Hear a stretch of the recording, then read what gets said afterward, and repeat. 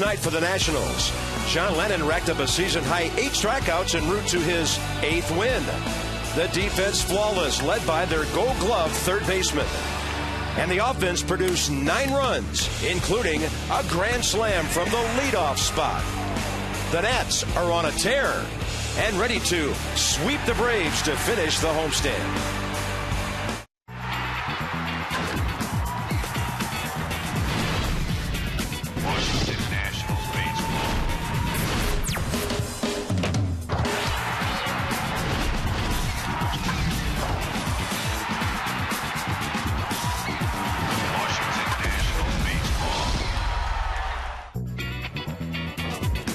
They're coming from the Navy Yard Station right down Half Street, and here come the Nats.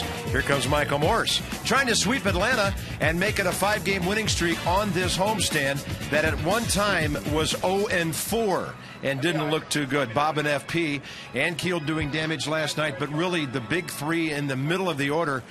And you know who those guys are. They've been on base 11 times now in this, so far, 2-game series. Yeah, I think when you talk to pitchers, they'll tell you early in the season, the Nats really didn't have a presence in the lineup. Ryan Zimmerman was hurt. Michael Morse was struggling. Jason Worth was struggling. Now, all of a sudden, these guys are hitting the ball well. They say hitting is contagious. I don't believe that. I believe that when you got a bunch of guys hitting well, you're very aware of the guy on deck. So what does that mean? That means the guy in the batter's box gets something to hit, and these three guys are all feeding off each other right now. Last 6 games, Ryan Zimmerman, 423, 444 on base percentage. Last 6 games, Michael Morse, 348 batting average, 444 on base percentage. Jason Worth, last 6 games, 391 batting average, 462 on base percentage. All these guys are locked in. They're all feeding off each other. Yeah, the numbers don't lie. It's the heart of the matter, and it's the heart of the order getting it done big time for the Nats right now. Interesting next chapter in Chin-Ming Wong's comeback. He takes on Brandon Beachy today, and hopefully a chance to get through the first couple of innings without any bumps in the road. Yeah, he got that first outing out of the way. Remember the 4-pitch walk to Jose Reyes? I thought he was a little bit nervous his last start in the first. Settled down nicely. His sinker started sinking. His slider started sliding, but he's up against a tough opponent today, Brandon Beachy. This guy is legit. We'll talk about him shortly, but he's got some of the best stuff for a young pitcher in the league. 24 years of age, pitched into the 8th inning his last time, and Rick Ankiel is on an absolute tear. In this series, he's 3 for 6, a solo, and then another. And then the big blow coming last night with the grand slam. Ankiel went straight away center field for that one. Folks, plug in your surge protectors. Ankiel's on fire.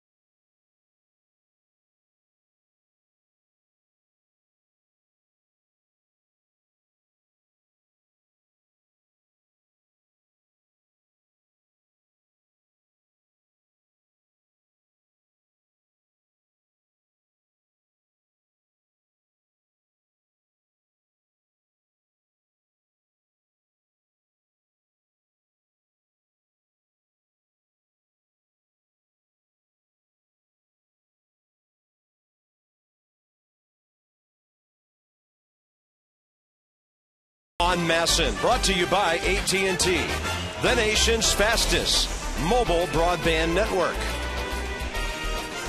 Rain this morning, and we sure do need it, and probably some more, but it's cloudy this afternoon, and it's warming up as the skies get a little bit brighter. So let's check in with our Train game time conditions. It'll be 86, rather humid.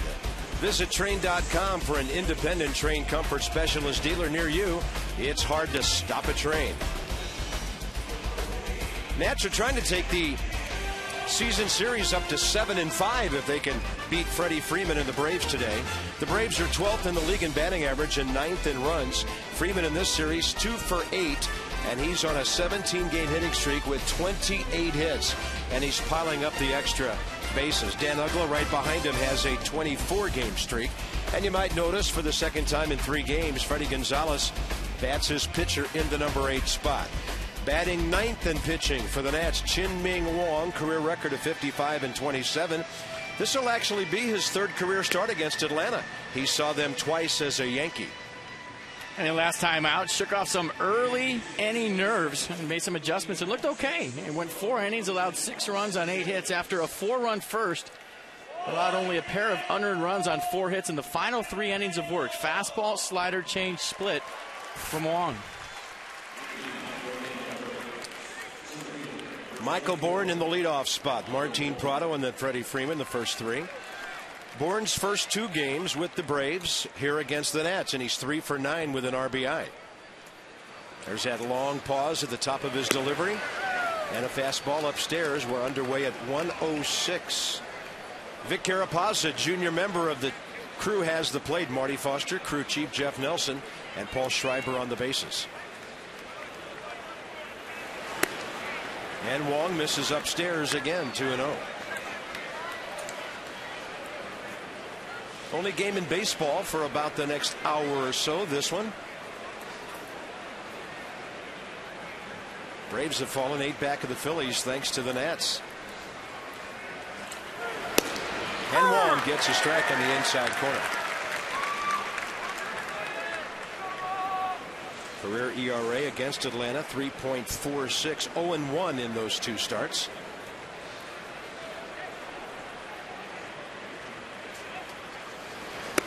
And that's 3-1. Now, we talked about it a lot with John Lannon last night. Fingers on top of the baseball, bearing your front side toward home plate, creating that downhill angle. With Chien-Ming Wang, he's got such a long arm motion, such a 3/4 release point. Sometimes it's real hard for him to stay on top of the baseball. Right now he's on the side of it, and you're seeing the results. The sinker is up in the zone, and that was a good one.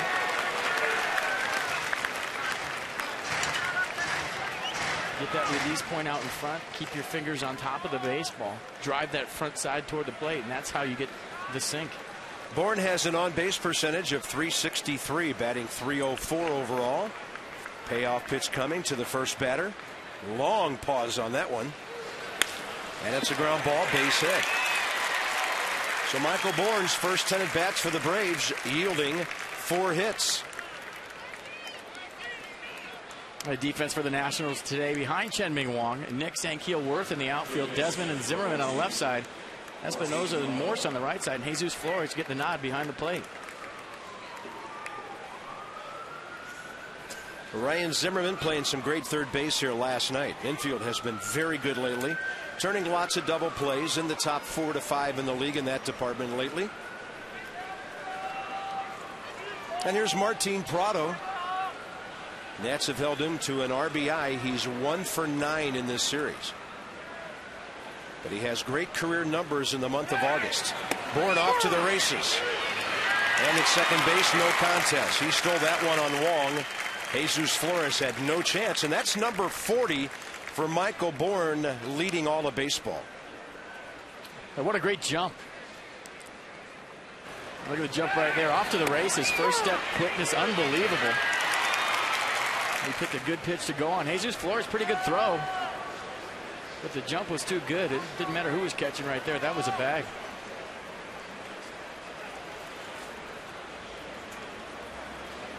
Martin Prado hitting .275. High strike, and it's 0-2.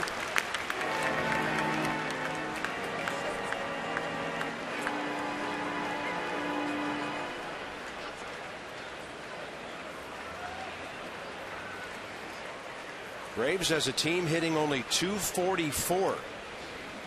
That's 12th in the league. They're 9th in runs scored. Talking to some of their guys the last couple of days. Situational hitting is a topic of conversation surrounding the Atlanta offense these days.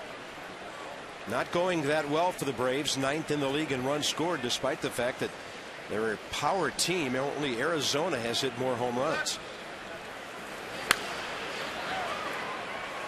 We got to remember, though, they're missing Chipper Jones. They're missing Brian McCann. Two huge pieces of their offense. Jason Hayward with second day off in a row.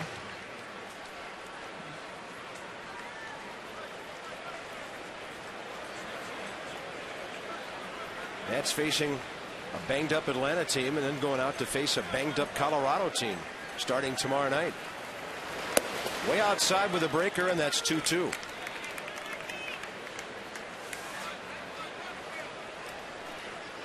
Freddie Freeman trying to take that hitting streak right up to the 300 mark overall this year.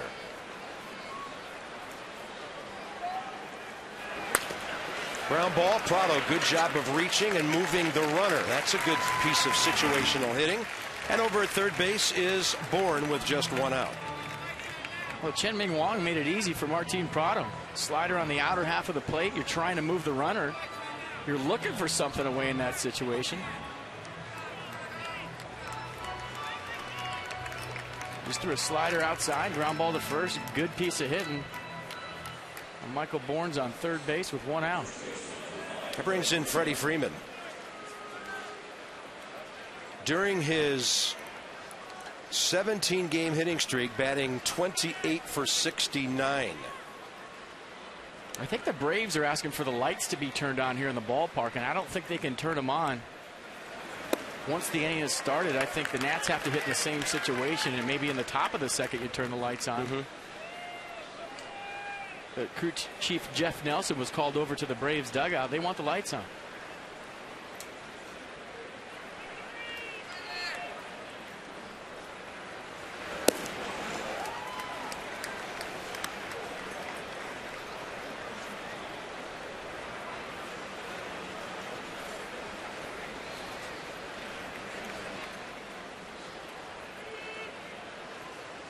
That's infield back as they will concede the run on any kind of ground ball by Freeman unless it's back to the pitcher or maybe a one-hopper to Zimmerman or Morse, but everybody else deep. Easy RBI sitting out there. Freeman has driven in 52 on the year. Nats lead the season series with Atlanta now 6-5. And they've won 3 out of 5 here.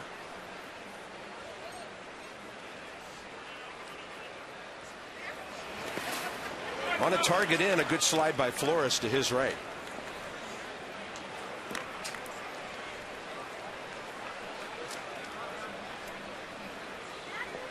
Since 08, look at that, the Nats 7 games over 500.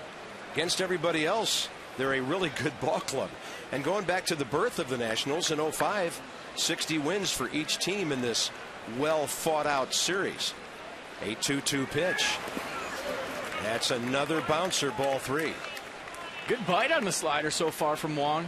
He just hasn't been able to throw it for a strike. And a good block right here from Jesus Flores. Got a speedy runner on third base early in the ball game. That technique was perfect.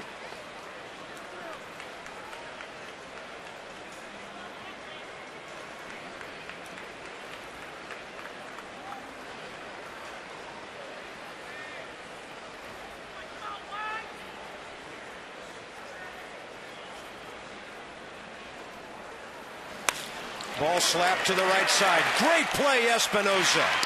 Doesn't save a run, but it does save an out. And the Braves go on top on a fantastic play to his right. And once again, the range of Danny Espinosa. And Freddie Freeman smokes this baseball. A couple of hops out to Espinosa. Full dive, gets to his feet. Nice pick by Michael Morse on the back end. That was an in-between hop for Morse. That wasn't an easy play. Bases empty, 2 outs, and Dan Uggla coming up, and the way he's swinging, you love to see nobody on base in front of him. Extended that hitting streak last night with an opposite field 5th inning single So he's sitting at 24 games.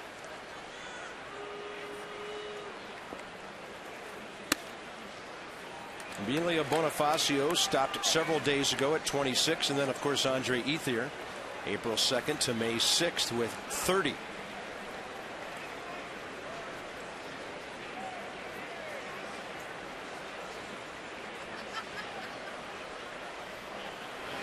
And Ugla, fair ball, Zimmerman backhand, leaps, throws, and well offline. Michael Morse had to go get it. 25-game hitting streak. Well, sometimes big power hitter has to do it with some ground balls here and there to keep that thing alive. And Ryan Zimmerman had to get rid of this ball quick. Way in foul territory. Ugla, a good runner. I think a throw on the money might have him. I don't think Zimmerman had time to plant and throw, so he tried to get rid of it quick with the jump throw and just offline.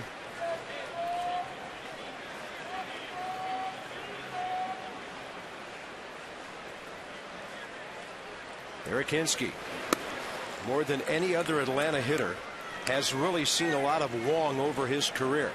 Now he steps in hitting .255. He's had 30 career bats against Wong with 13 hits, couple of homers, and 4 RBIs. So many matchups in the American League between these two. And Wong's fastball misses up and away.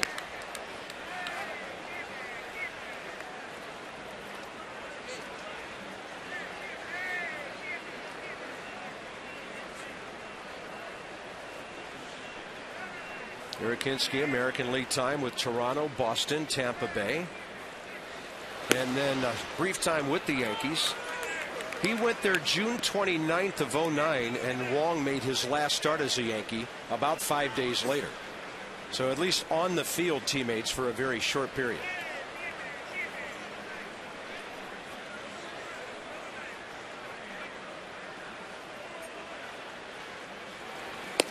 Four-pitch walk. It'll be another long inning for Wong here, who in his first inning as an ad on Friday night threw 24 pitches, 14 strikes. I mean, things happen pretty quickly. 24 pitches to 7 batters. He's at 24 now through 5 hitters. And until he establishes that slider for a strike, it's advantage Braves. As a hitter, you go up there and you know a guy's got a slider. If he doesn't show you the off speed for a strike early, you're sitting dead red. You're looking for a fastball. You totally disregard off speed in your head.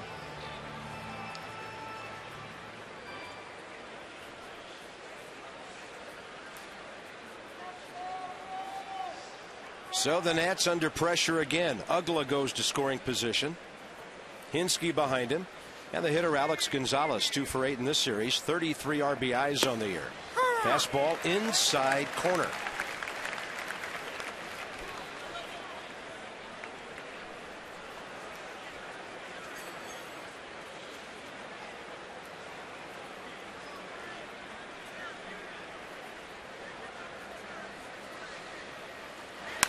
On a breaking ball that was hanging. Base hit right field. Here comes Ugla. Worth's throw on target and late. Backing up is Wong, and the Braves lead 2-0.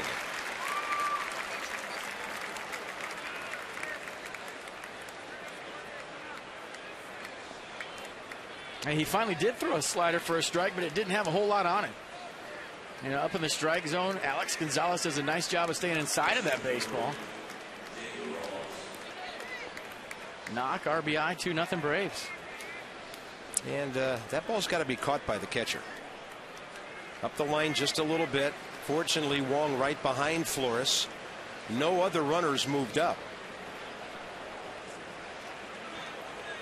And here's David Ross, the number 7 hitter. And in today's Braves lineup, the pitcher is on deck.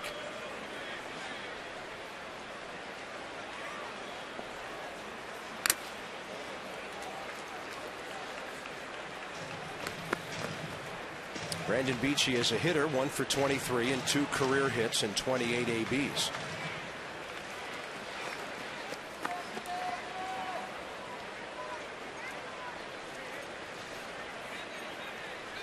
So 6 first inning runs now given up in Wong's 2 starts. Well hit, but Worth is right there to catch that rocket. Braves making some early noise, and maybe Rick Ankiel has something similar in mind. He'll lead off in a moment.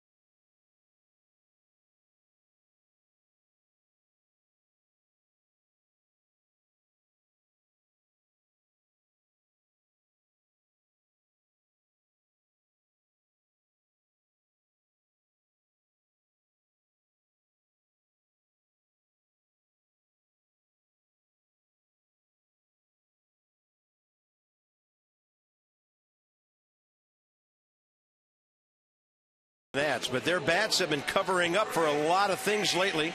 The starting pitching's been really good up until this point, so let's see what the O can do today. Rick Ankiel, all 3 hits, home runs, 6 RBIs. He's now driven in 23, and he has his batting average over 241 since coming off the DL, hitting .328 back to July 1st. Danny Espinosa, a couple of hits in the series. The guys behind him have warmed it up, and the Nats will need to be good. They've only seen Brandon Beachy once. 5 innings, 5 hits, 2 runs, 9 strikeouts, 3 walks in a start against the Nats on this field. September 26th of last year, he got a no decision in a 4-2 Nats win. He's coming off one of his best starts of his young career on Friday against Florida. Went 7 1/3, 2-hit baseball, allowed no runs, struck out 6 through 112 pitches. Fastball, curve, slider change from Beachy. He is not afraid to pitch inside with the fastball.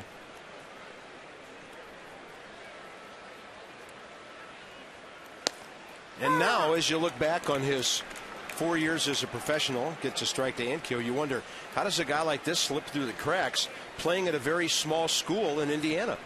He's out of Kokomo, Indiana, and a small school called Indiana Wesleyan. And evidently he was a third baseman and a closer there. Yeah, playing in summer league. And they said, hey, we want to see you pitch. A little tryout in front of a Braves scout. Next thing you know, he signed with the Braves for $20,000. Wow. And the rest, as they say, is history.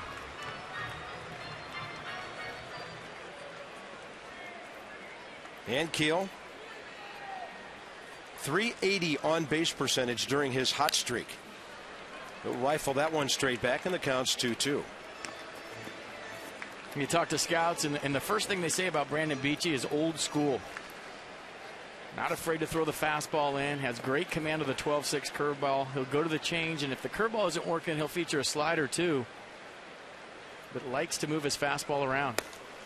Moves that one outside, 3-2. Danny Espinosa, 2 for 3 career against Beachy, waiting. Ankiel fights one off right on his hands. Only 4 hitters in the lineup today have hit against Beachy, and that would be Espinosa, Morse, Worth, and Desmond. Yeah, in 2008 he went to the Valley League, the summer baseball league for collegiate players. And he was a third baseman and a first baseman. One of the Braves scouts, Gene Kern, said, I'm going to check this guy out. I want him to throw for me. Next thing you know, he signs for $20,000 out of the clear blue, and he's a Brave. The defense for the Braves today behind Brandon Beachy. Hinsky, Bourne, and Constanza in the outfield. Gonzalez and Prado on the left side. Ugla and Freeman on the right side. And once again, day game after night game, David Ross in the squad. Well, you know that 20,000 That's $19,000 more than Mike Rizzo signed Dan Uggla for when they were together in Arizona. So for some guys, the rest indeed becomes history. That's $19,000 more than I signed for.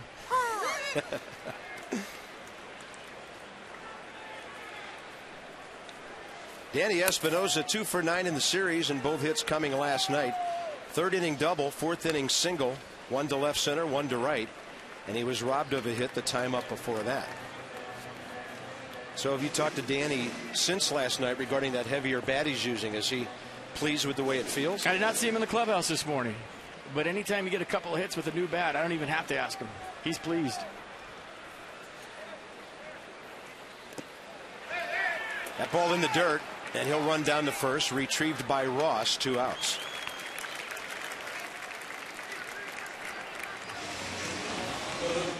All right, so lights during a cloudy, kind of gloomy day game. What's the benefit of that? Well, whenever dark clouds move in, it gets kind of dim and you have trouble seeing the baseball.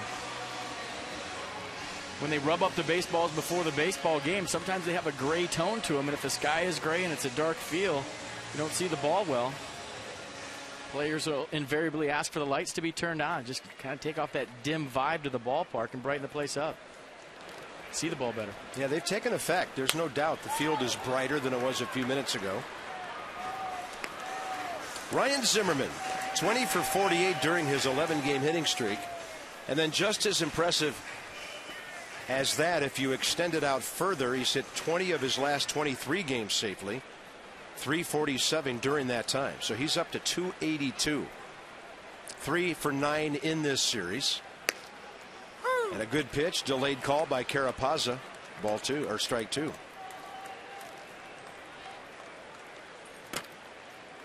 Michael Bourne plays over toward right center. You know Zimmerman's going well when you see where the center fielder's playing. It means he's peppering that gap. I'll also tell you how they're going to work you. I mean, very rarely does a team play you one way and pitch you another way. What do I mean by that? Well, if they're going to shade you that way, they're probably going to pitch you away for the most part. Pitch them away, play them away. Maybe with 2 strikes they'll come in, but I'll tell you how they're going to pitch you early in the count.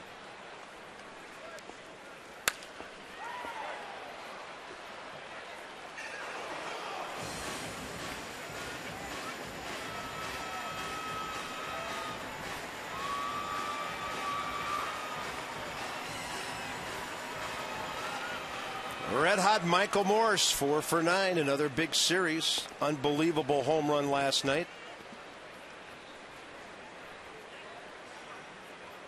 And a 1-2 to Ryan. Up the middle. There it goes. When he is locked in, almost everything goes up the middle or to right center. 12-game hitting streak. And so Ryan Zimmerman is now 21 for his last 49, and that's a .429 average during that streak. And check out the swing. It's off-speed pitch down in the zone. Stays on top of it, stays through it. Watch the head of the ball. Seeing the ball big right on the barrel. And that, folks, is a ground ball with eyes. I was looking at Ryan's numbers this morning. He's just over 200 at bats. That's 203. So for him, it's right about the end of May right now in terms of his number of ABs and how much live pitching he has seen this year. Morse thought he was getting a first pitch fastball. The one thing I've known with Ryan Zimmerman, or seen lately, is his speed has increased. I'm watching him run to first base on ground balls. I'm watching him steal some bases in Los Angeles when we were there. So what does that tell me? That he's healthy. He's all the way back. I mean, besides the numbers, besides the hitting streak, I'm watching him run free and easy. And anytime you have an injury to the middle part of your body, you know, that core, it kind of restricts everything else you do, right? It does. I mean, that's where everything starts, right? That's why you have abs of steel, Bob. I work hard on them every 7th or 8th day. Yep. It works in broadcasting, too. I even put some weights on that bar the other day. The 0-2. Wow. That's a sizzling fastball under his hands. Yeah, look at the motion. Very slow and deliberate. And here comes the arm quick. And that'll speed up a hitter every single time. Pretty good pitch.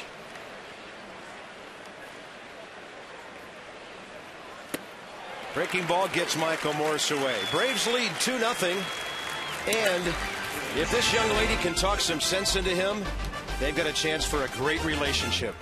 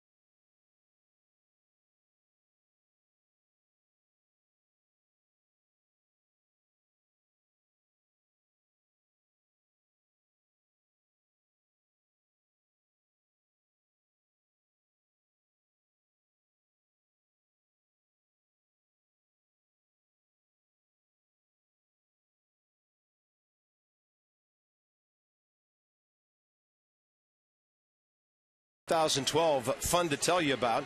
Special season ticket offer.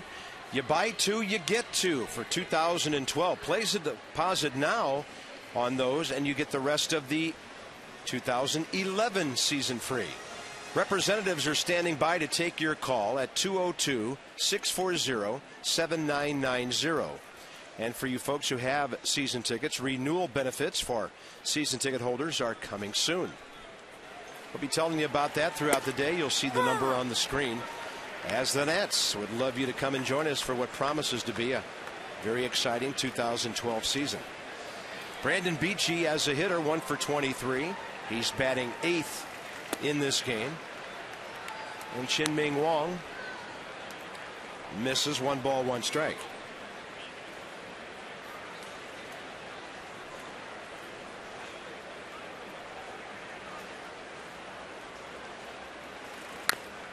Defensive swing, a front door breaking ball appeared to jam him there. Easy play, Michael Morse. Now things get interesting. A couple of scat backs coming up. Jose Constanza, who can fly, 4 for 7 in this series. And in his first 5 games as a Brave, after all those years, more than 8 in the minor leagues, he's 8 for 20. Yeah, tough out. You throw him inside, he goes the other way. You throw him outside, he goes the other way. And then, of course, Bourne coming up after him. Deadly combo, these two guys.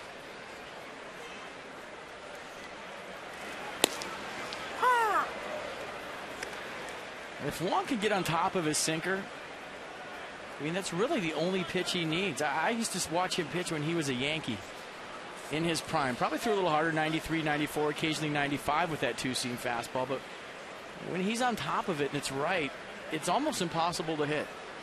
It goes down and away. Remember Jason Marquis in San Diego when he had that good slider that day? When he's on top, and by the way, he has a huge start today in his first start with the Diamondbacks. But you get on top of that sinker, it almost acts like a split. And if you can throw that consistently for strikes, it's tough to elevate. It's tough to hit out of the infield. It's tough to barrel up. That ball is barreled up and it's heading for the scoreboard, but Worth is going to get there, and he cuts over into the gap to pull it in.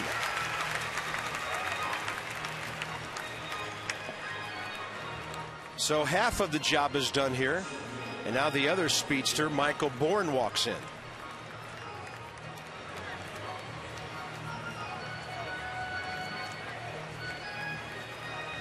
And Skipper's got to be digging the offense. Well, he loves offense early, right? Score early, defend it later. He probably just likes offense, period. But last night was a perfect night for hitting. You talk about the warm temperatures here at the ballpark, but the humidity was very low. So sometimes when it's hot, that humidity can hold a ball up. Last night, 30% humidity, mid to upper 90s. Ball was flying out of this joint. Strike two from Wong to Bourne.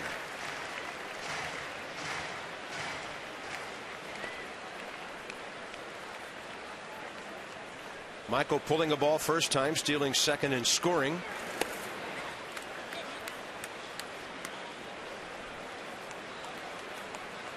Really good pickup for the Braves. Bourne, one of the fastest outfielders in all of baseball, leads the big leagues in stolen bases, and he's still just 28 years old. Got a nice career ahead of him. Danny Espinosa has to hurry, and that's a 1-2-3 for Chin-Ming Wong. Jason Worth leads off for the Nats, Lance Nix, and then Ian Desmond to follow.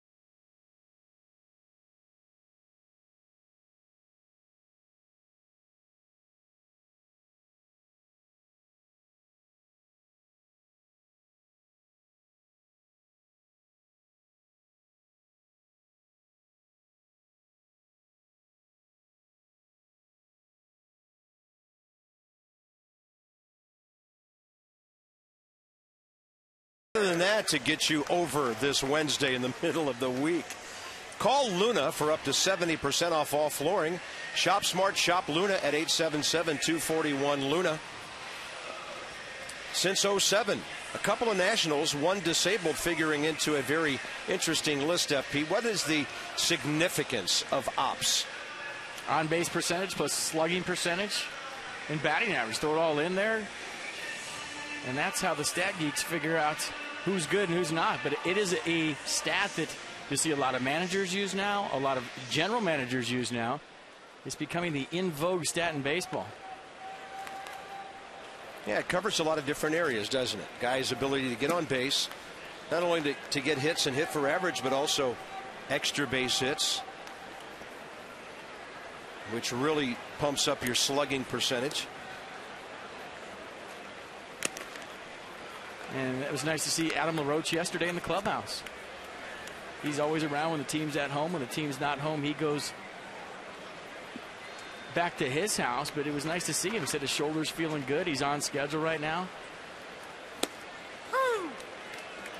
He said it's really frustrating watching the ball club when they're losing, when they're scuffling. He's dying to be out there helping the team. I think when you talk about next year, national fans did not see a healthy Adam LaRoche this year. And I think they will next year. 1 ball and 2 strikes. It raises some interesting possibilities about Michael Morrison. Where does he go on the field? Left field? Seems the most logical thing.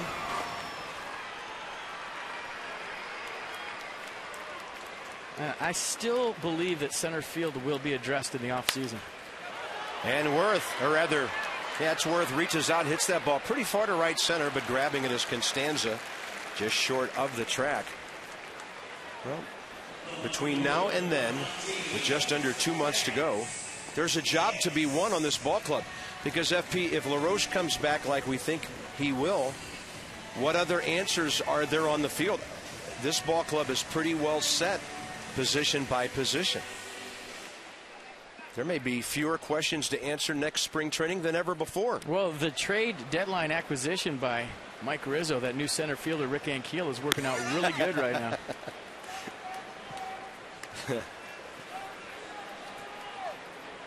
Just had to give him back healthy. July 1st he comes back and he's been on a tear. Nix right into the glove of Beachy. Glove side. Quick reaction, 2 outs. Glove save and a beauty. We saw Lance Nix do this last night. That's some pretty quick reactions. That wasn't just self-defense. He saw it, went for it, and got it. Venus flytrap.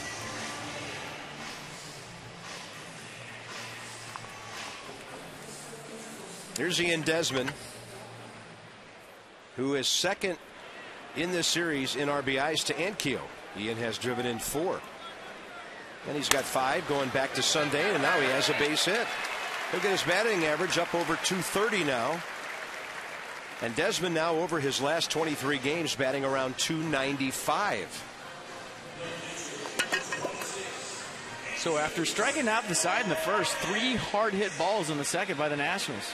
Jason Worth hit that ball hard to right field. Lance Nix, and now Ian Desmond. I thought you made a great point about Desmond last night and the significance of him now batting 7th as opposed to 8th. And 7th is a good spot in the order. You're going to get more fastballs. You're always in the mix because if 3, 4, and 5 are hot, guess what? You're coming up with guys in scoring position every single time. He's not hitting 8th. Doesn't have to worry about 3-1 changeups, 3-1 curveballs, 2-0 off speed. You get pitched like a normal hitter in the 7-hole. And then Flores plays about 1 out of every 3 behind him, and Ramos the other 2. Jesus 5 for 27 in 11 games. Got a couple of takes, 2-0. The one thing it does negate is the stolen base opportunities. You get on first base with 2 outs and you're hitting 7th. You steal 2nd. They walk 8 to get to 9.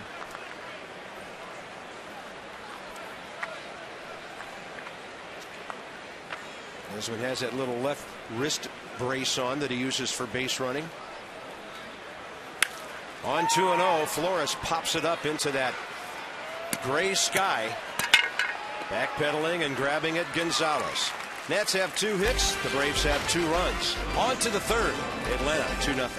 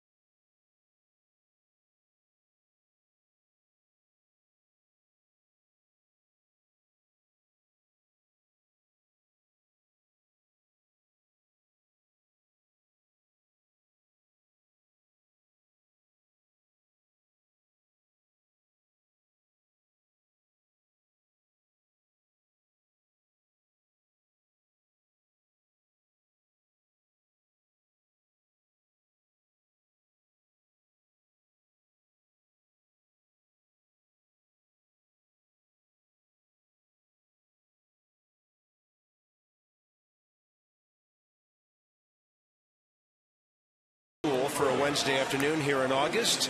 Hopefully we'll get some runs for that nice family. We've got a great special season ticket offer. It's called the Shake Shack Pack. All inclusive, $20 per seat per game.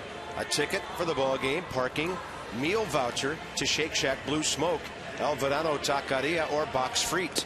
If you place a deposit now on 2012 season tickets, you get the rest of this season free. Representatives are standing by if you call right now.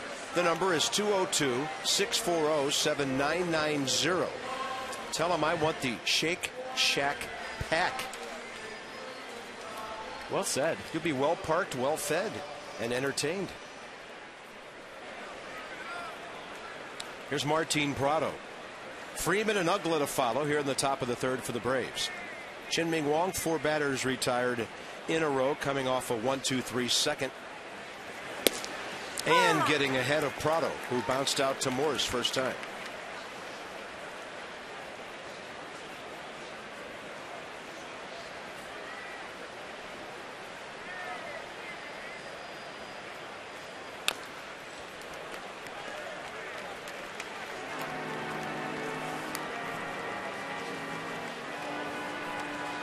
Martin Prado's got perfect eye black. Look at that.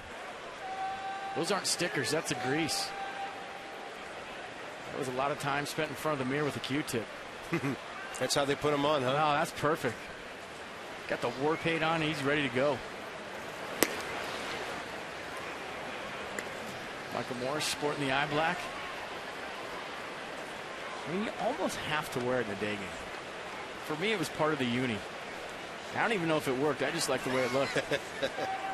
Ready for battle. Yeah. Slider low and away, 2 balls, 2 strikes. I mean, what's the purpose? The sun's supposed to hit your cheek and reflect into your eye and make it go blind? I just like the way it looks. Maybe. You look like a gamer. You look like a baller. Just maybe for the next day game, because it's so bright up here. I'll wear it. Maybe we should try it. I'll wear it on the plane today. That ball dunked into center, and there's Zankiel there to grab it for the first out here in the third. That'll bring up Freeman and Uggla as Chien-Ming Wang is trying to gain some momentum for the middle part of this game.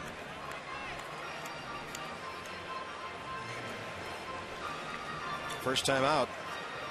4 innings, 8 hits, 6 runs, but just 4 earned, a walk and 2 strikeouts against the Mets. And the Nats battle back to win that series.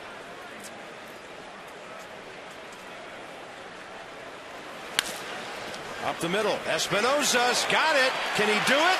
It is just a little late. What a play. Whoever in the league besides Danny Espinosa even gets to that ball. About 8 steps on the grass behind second base. Usually where they put the bucket in the screen for batting practice. Watch how far Espinosa goes for this baseball. I know we say it a lot, but every time he does, I can't believe the range. Pretty good throw falling into left field, too. Getting rid of it quick. That play is not supposed to be that close. Freddie Freeman, by the way, has an 18-game hitting streak. And Danny Espinosa did everything he could to keep it at 17. Here's Uggla.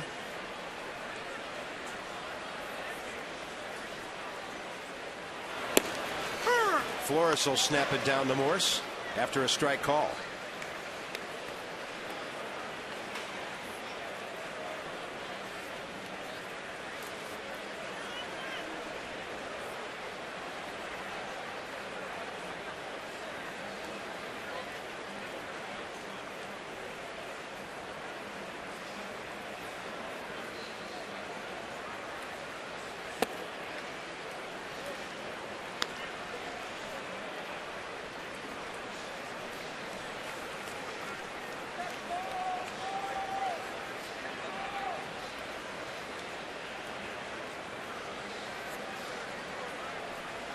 Uggla now over the last 5 years leads all Major League second basemen with 176 home runs, including 22 this year.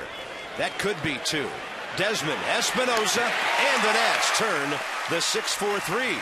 Their 105th double play of the year. That'll save Wong some work, and that's pretty routine the way these guys are working together.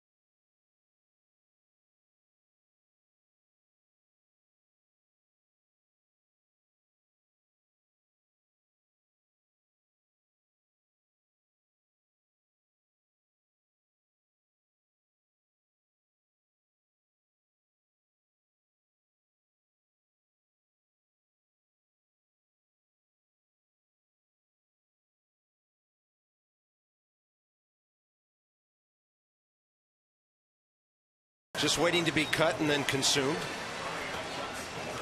That's how you get the same size slice as the next guy. It is very scientific. Look at that. Training wheels. No mistake whatsoever. Let's talk about Michael Taylor from Fort Lauderdale of Single A Hagerstown. A lot of extra base hits. On fire last 10 games. 6th rounder back in 09. Outfielder Michael Taylor.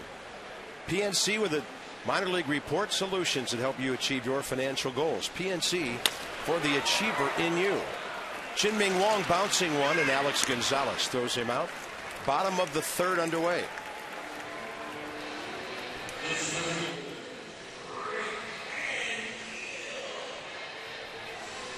Top of the order, Ankiel, then Espinoza.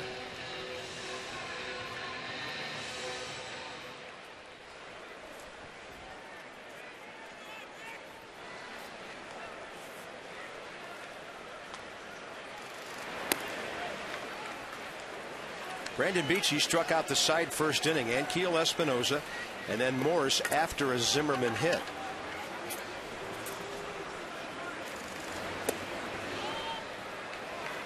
First pitch slider, second pitch changeup.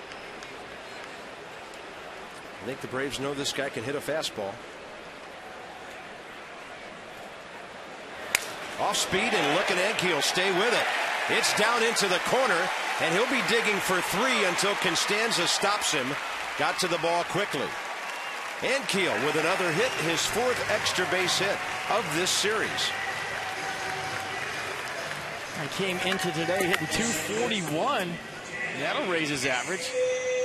A 2-0 changeup from Brandon Beachy, just staying through it. A little out in front. Did you see his head go up? He thought he hit that ball in the air. He buried his head down in the strike zone so deep. He didn't know where the ball was initially. He thought it was up in the air and saw it down the line. And that bat died a hero. Double for Rick Ankiel. Yeah, we saw a little quiver on that bat during the Exmo. If you don't hit the ball right on the sweet spot, during the Exmo, we'll also always see the bat quiver. When it is sweet spot, it doesn't move at all. So here's Espinoza. And a chance to get the Nats on the board here. Now, Beachy's got a great changeup. That looks just like his fastball. Same arm speed, same release point. By the way, in the 7 games going back to July 27th, the Nats are hitting .302 with runners in scoring position. A department they really struggled with most of the season.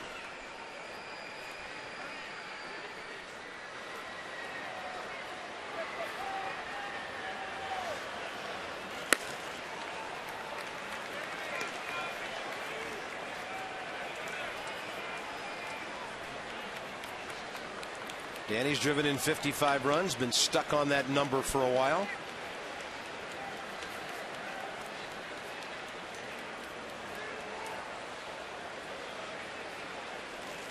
And that ball down the line, right field way. Hanging up for Constanza.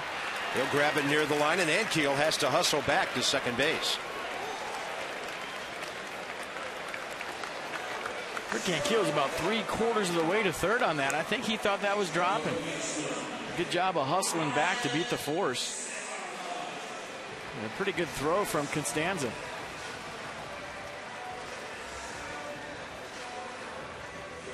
Boy, you wonder how has that guy been buried in the minor leagues for over 8 years. He must have made somebody mad. You talk to the Braves people, he is just bouncing around like a kid in a candy store every single day. Glad to be here, paid his dues. Lots of energy that he adds to this lineup. I think the game is just going back to speed and defense, and that's what he brings to the table. Far enough for a swing, says Vic Carapazza, and Zimmerman thought he had held up. I think they're just asking for some help. Cal Ripken taught me this. He used to always ask the home plate umpire, was it a called strike or a swinging strike? And whatever the home plate umpire said, he would say, how can you see both? And I remember that, and I said it the rest of my career. So he'd look back and say, called or swinging? And he'd say, swinging. How can you see both? So you're watching my bat swing and you're watching the ball in the strike zone? You are awesome. And Zimmerman will hit a three-hopper right to Dan Uggla. Nats unable to convert. The Yankee will double it after three.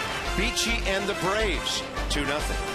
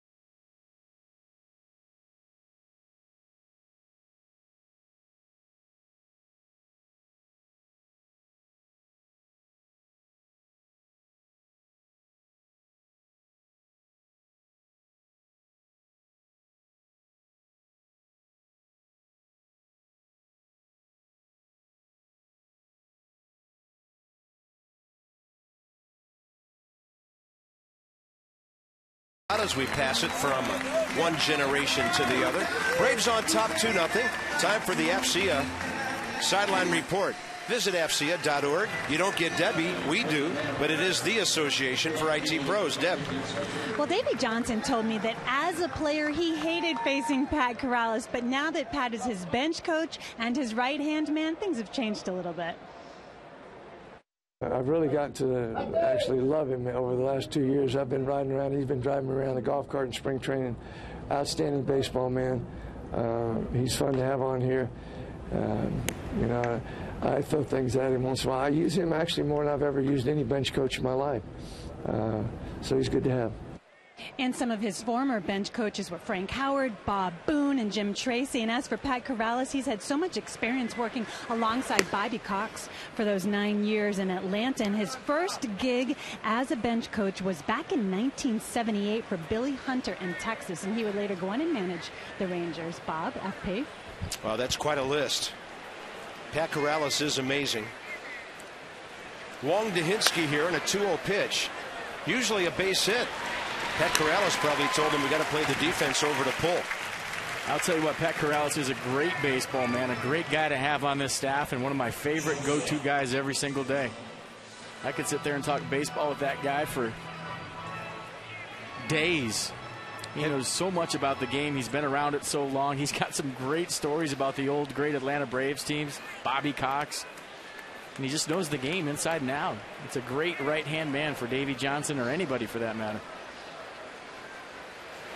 Alice Gonzalez goes up swinging. Ball's over by the dugout. Have you ever met anybody who can say so much about a player or about a situation in so few words? I mean, there is nothing wasted when you talk to Pat.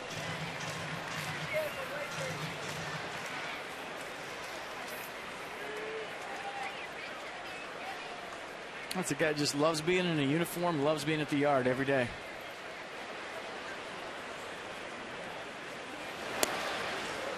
I remember the last time we saw him before he came back and took this job. He said, I'm going back up into the North Georgia hills, and you might never see me again.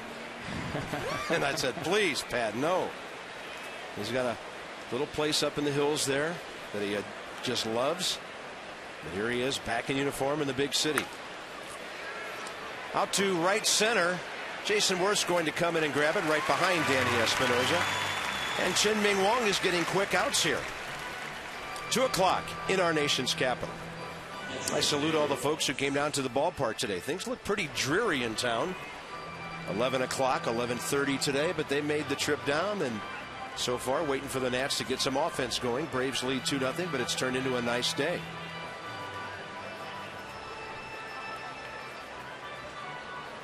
The hitter will be catcher David Ross. Lined out extremely hard to Worth in right field first time.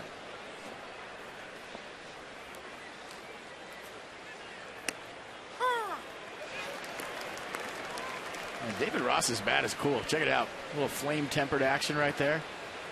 There's different finishes on bats. Sometimes you go unfinished. A lot of guys like the black bats. You go flame-tempered right there where you burn it up a little bit.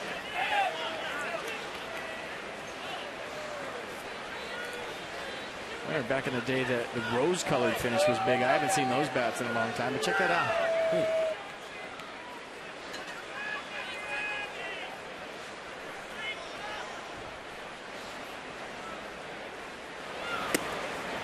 And that one up and in, 2 balls and a strike. It's getting brighter and brighter by the minute here. Sun trying to fight its way through the cloud cover. Yeah, he can flip those lights off anytime.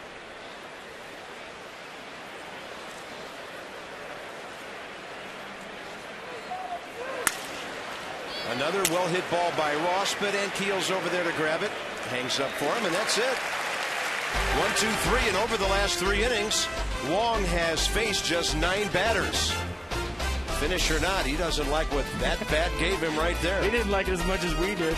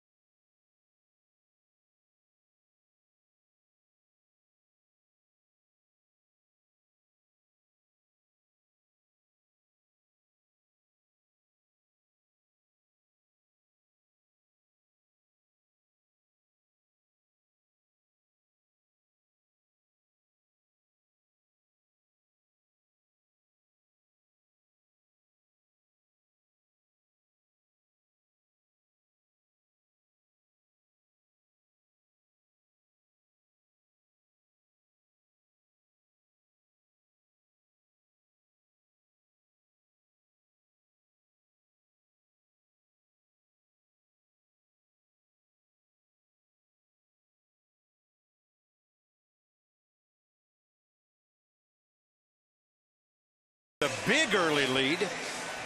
Tom trailing, George trying to make a move. Abe is always lurking with that great closing ability.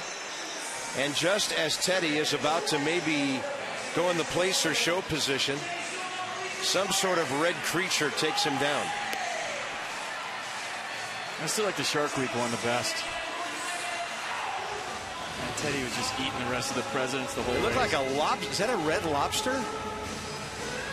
Somebody got a baseball, and here's Michael Morse, who hit a memorable home run here last night. You won't see an opposite field home run this far all year. And he just pureed this baseball. You can't hit it any harder. That ball's lopsided when it landed. And apparently it was about 455 feet away from home plate. Wow. And that's where it hit, 455, right? Considering the elevation and everything. And if allowed to come down, that may be 475, 480 foot home run. 400 million. He waits for an off-speed pitch and scorches that one foul.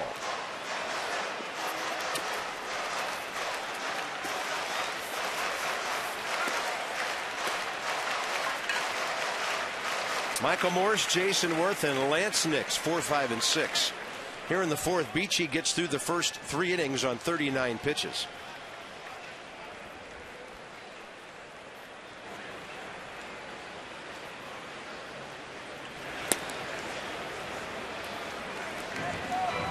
For you folks who we've been telling about the season ticket packages for next year, John Guayano paid a visit to the booth and told us that fans are responding. They're calling in, so we hope you join them. A lot of great response to the Shake Shack pack and all the other things going on for 2012. And remember, if you put down a deposit, you get tickets for the rest of this season free. And we've got that buy 2 new 2012 season tickets. You get 2 free. So you can really take care of your friends, maybe your business clients or associates. You might get lucky and see the big right-hander in his comeback. I think there's a good chance of that. Morse reaching, Prado throwing. Bottom of the 4th underway, 1 out. Steven Strasburg's simulated games are making big news these days, and everybody waiting to see when and where he will be throwing that first rehab appearance. I think Nats fans are going to be surprised at how Steven Strasburg is filled out. He was no small guy last year, so if that's the case, I can't wait to see him. Well, you know, he kind of looked like a college guy. Pretty good frame, but he was in Florida all summer long, working hard, working out. He's a beast. We didn't have any guys in my broadcasting department look like that. Can't wait to see him. I can't wait till that first fastball pops in this ballpark. And reports are that he was throwing 95 miles an hour, and if he doesn't throw any harder ever, he's going to be just fine. But he probably will be throwing harder than that. Yeah, that's okay if he's the 2nd or 3rd hardest throwing guy on the staff. Yeah, how about Henry Rodriguez last night? He was fantastic. Davey Johnson called him out today in a very good way. Thanked him for saving his bullpen in the Nationals' 9-3 win. They got 7 outs. And Rodriguez had told Davey, I'm okay going more than 1 inning. You want me to do that, I'll do it. Last night, tremendous results. Davey thought he really stayed within himself last night and didn't try to get outside and do anything fancy. Good take by Worth on a 1-2 pitch. Beachy's been painting that fastball away to right-handers, but he hasn't gotten the call all day.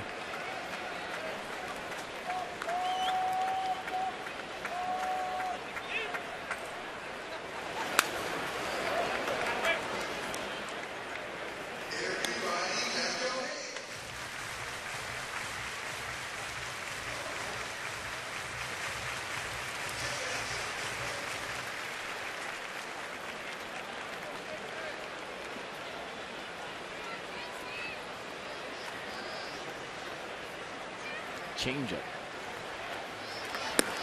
Got him on the inside corner with 82. Right under his hands. And for Beachy, his first strikeout since the first inning. 4 on the day. Yeah, Jason Worth fouled back a 95-mile-an-hour fastball right to the screen. He wasn't going to see that pitch again. And very rarely do you see a changeup from a right-hander to a right-hander. And when you do see it, usually it's away. Don't usually see changeups middle in. Lock Jason Worth up. Yeah, isn't the idea of a changeup to get a guy off-timed and then he's reaching for something? Yep.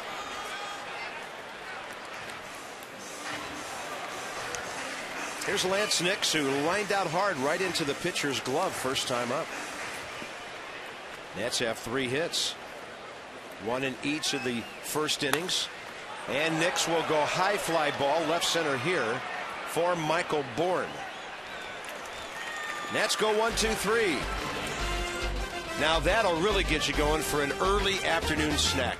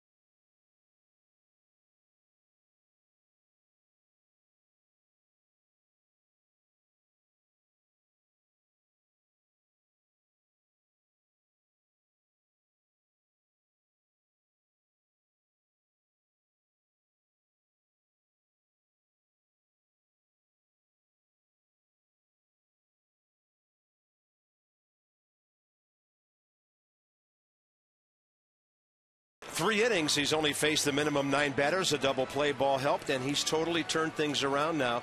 So realistically, how long before we see him throw as he's capable of doing, do you think? Yeah, to where he gets into a routine. He's back in the big leagues for the first time since 2009. I think you saw in his first start, maybe a little overamped, a little bit nervous. Even today in the first inning, you know, a couple of runs given up, but now he's settled down. We're seeing the sinker sink. Still hasn't really established a slider for me, but if the sinker's going well, that's really all he needs. You know, he's got that sinker with that downward tilt to it at the end. He's throwing it for strikes. He can get a lot of ground ball outs. Brandon Beachy leads off 5th inning.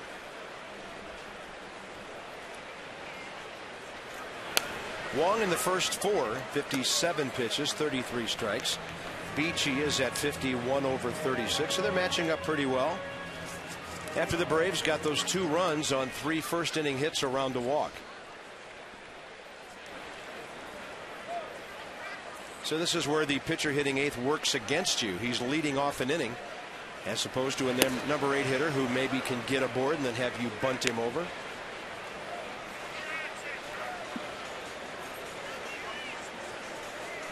Jose Constanza is waiting.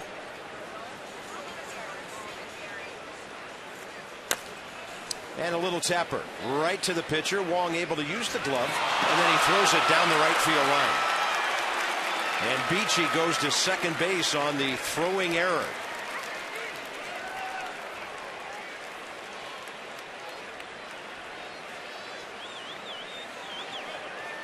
That's a play that has to be made. And Chen-Ming Wong, for whatever reason, not even close on this throw. You saw him ease up right there. It's almost when you're chipping and you decelerate with your club. He decelerated with his throw, and he pulled it across.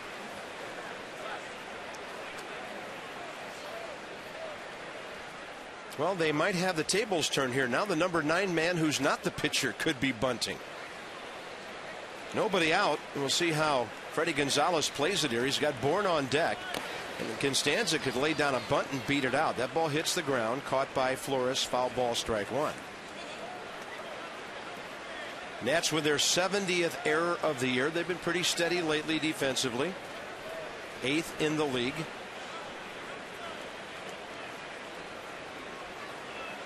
Davey Johnson looks like he's talking about Wong dropping his arm there. He just kind of gave up on the throw.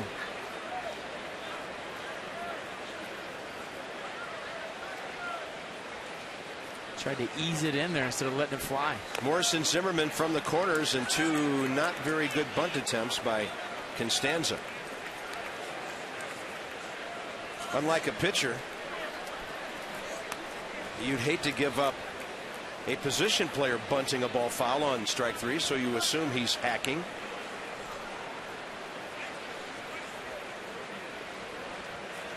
Zimmerman still doesn't trust him, though. He's on the grass at 3rd.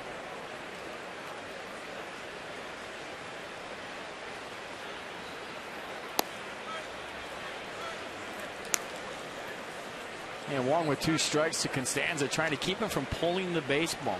How do you do that? You throw him 2 seamers away. Hard stuff on the outer half to where he can't pull the ball and advance Beachy. You throw him a slider, you're doing him a favor. He can just roll over on a ground ball to second base and get the job done with 2 strikes. That is into right field for a base hit. They'll have to hold the runner at 3rd. Worth overshoots the cutoff, but Flores has it. And the Braves have 1st and 3rd. Nobody out. I just don't know why you would throw Jose Constanza an off-speed pitch in that situation. Something he can pull. You got 2 strikes. You got a good 2-seam fastball. Make him hit the ball the left side, not the right side. Threw a slider down and into Constanza, and he pulled it. That kid now 9 for 22 in his Braves debut. And in this series, he's 5 for 9. Michael Bourne is 1 for 2. Needless to say, tough to turn a double play. And Gonzalez could have Constanza on the move here. He can fly. Wong is quicker to the plate off the stretch, obviously, than he is off that very deliberate windup. Nats have gunned down Constanza once in this series. Ramos got him the other night. I think that slider to Constanza was a bigger error than the throw itself.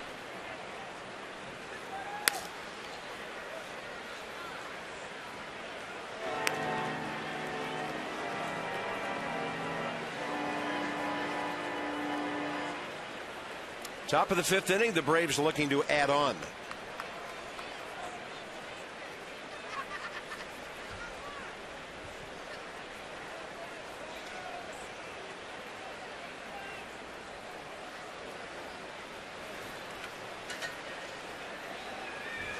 Oh, 2, and Michael Bourne reaches out to spoil it.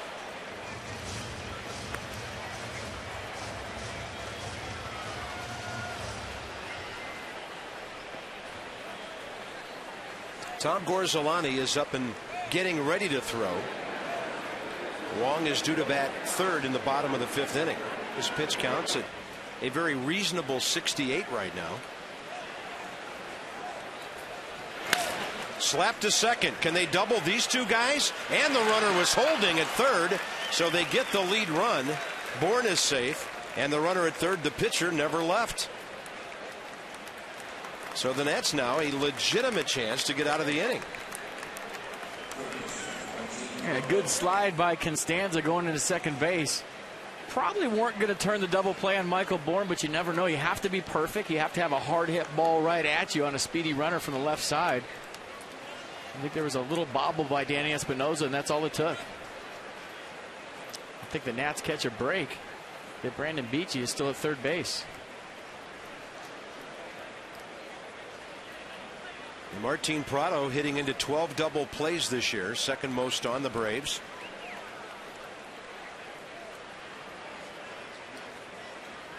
A lot of guys who hit into a lot of double plays get a bad rap, but they're guys who hit the ball hard, and sometimes one-hoppers at infielders, and they can turn.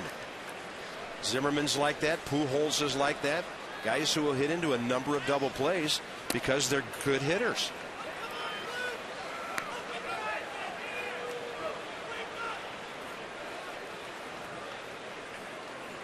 Martin Prado looking for his 40th RBI.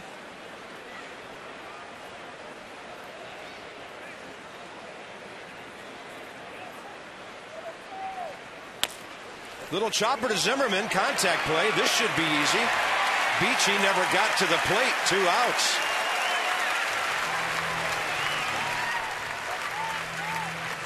Brandon Beachy cost himself a run by not going on the ground ball to Danny Espinosa, and it turns out to hurt for the Atlanta Braves. Little chopper to 3rd base. There's a little flip to Jesus Flores, and a good tag. Yeah, so you might say he didn't go on the one he should have, and he did on the one he shouldn't have. That was pretty routine right there. But you still have to get Freddie Freeman out swinging that hot bat of his. His batting average now sitting at .297, 1 for 2 today, and he has an 18-game hitting streak.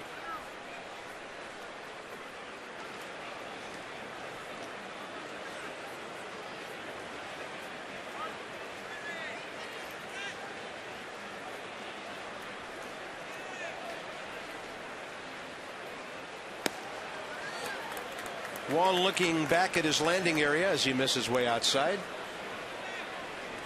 Freddie Freeman, longest by a rookie this season.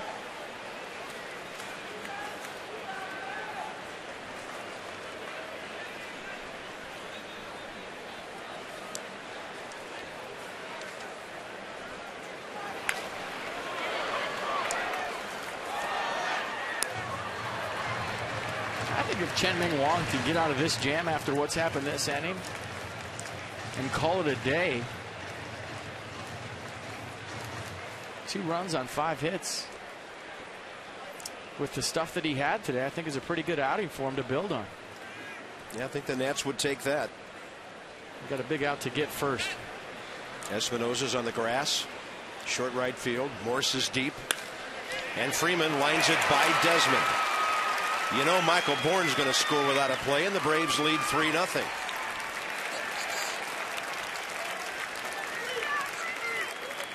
Freddie Freeman now has 54 runs batted in. And see where the location of this pitch is, up. And Freddie Freeman just missed the previous pitch. And he got that one right back up the middle. Steve McCatty going to go out to the mound. This all of a sudden becomes a huge at-bat. And probably the last hitter for Chen-Ming Wong. Eric Hinsky on deck. He's left-handed. Tom Gorzolani up in the pen. He's left-handed.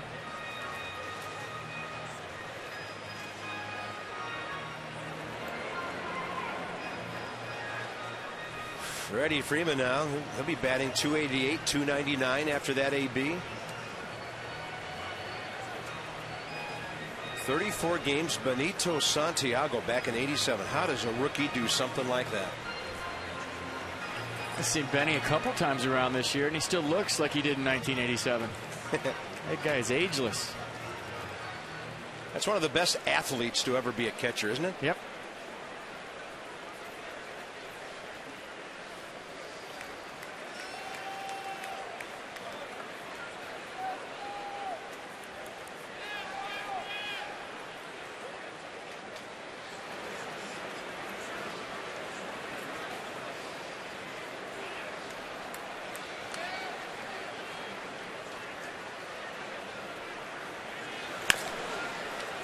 And a tapper off to the side. Another two-seam fastball up. Trying to work it down there.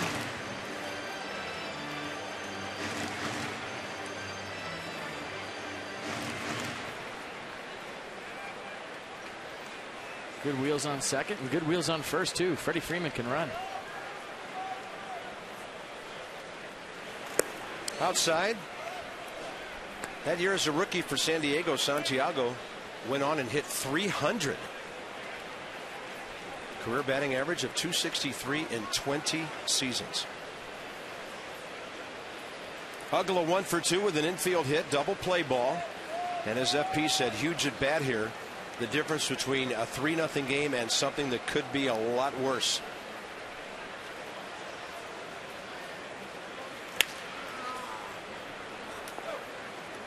He's gotten 2 pitches to hit. He just fouled them off. That slider was up. The fastball before that was up. So Chen Ming Wan fighting to get the ball down the strike zone.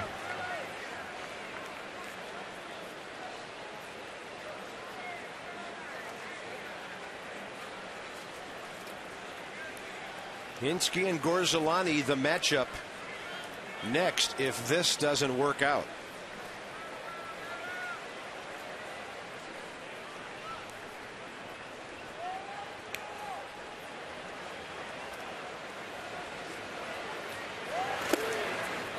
Uggla seeing the ball well, not biting on that pitch over but low.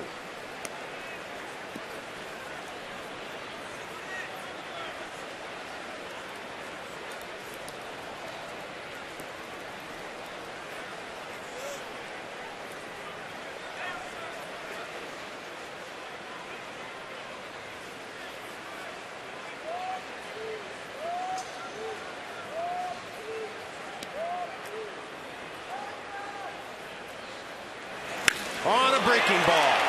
Skied to left. It's a lot worse. It's 6-0 Atlanta.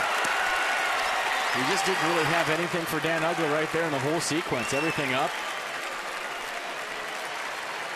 And it just wasn't a good matchup from the get-go. Dan Uggla's 23rd of the year, and his RBI total jumps up to 52. So a sinker up, a slider up. And another slider right out over the plate. When you talk to Braves people, most of Dan Uggla's home runs come on sliders right out over the plate, and he was all over it.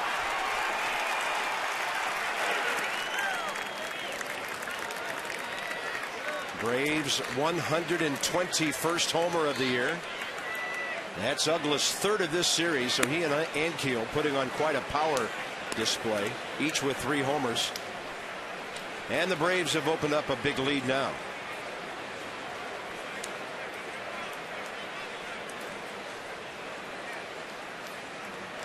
Now they leave Wong in, so they won't have to have Gorzolani face one hitter and then pinch hit for him.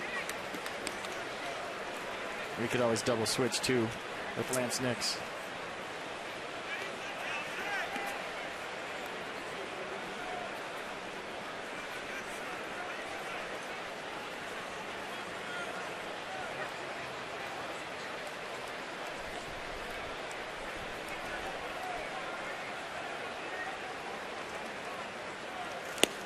Strike 2. Hinske 0 for 1 with a walk.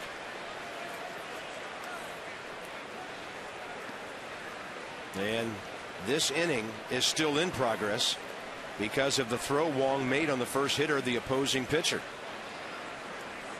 2 harmless ground balls after that. The inning gets extended, and then Dan Uggla makes it hurt big time.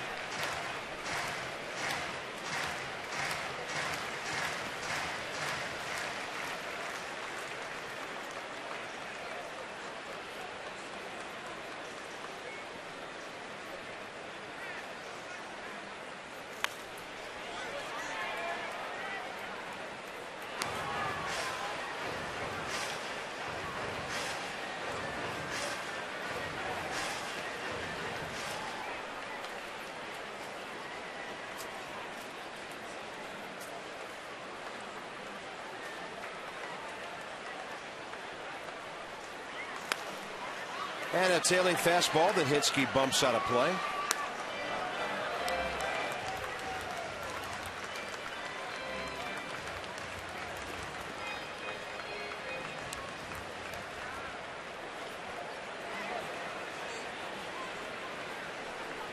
And 2 very similar outings for Chen-Ming Wang. He gave up some runs early against the Mets, then hit the wall late and gave up some more runs, but he settled down the middle. Same thing today. Hinske with a hopper over to Danny Espinosa. 5 rough innings for Wong today. The 3 in between were pretty good, but the first and the 5th, 6 runs for the Braves.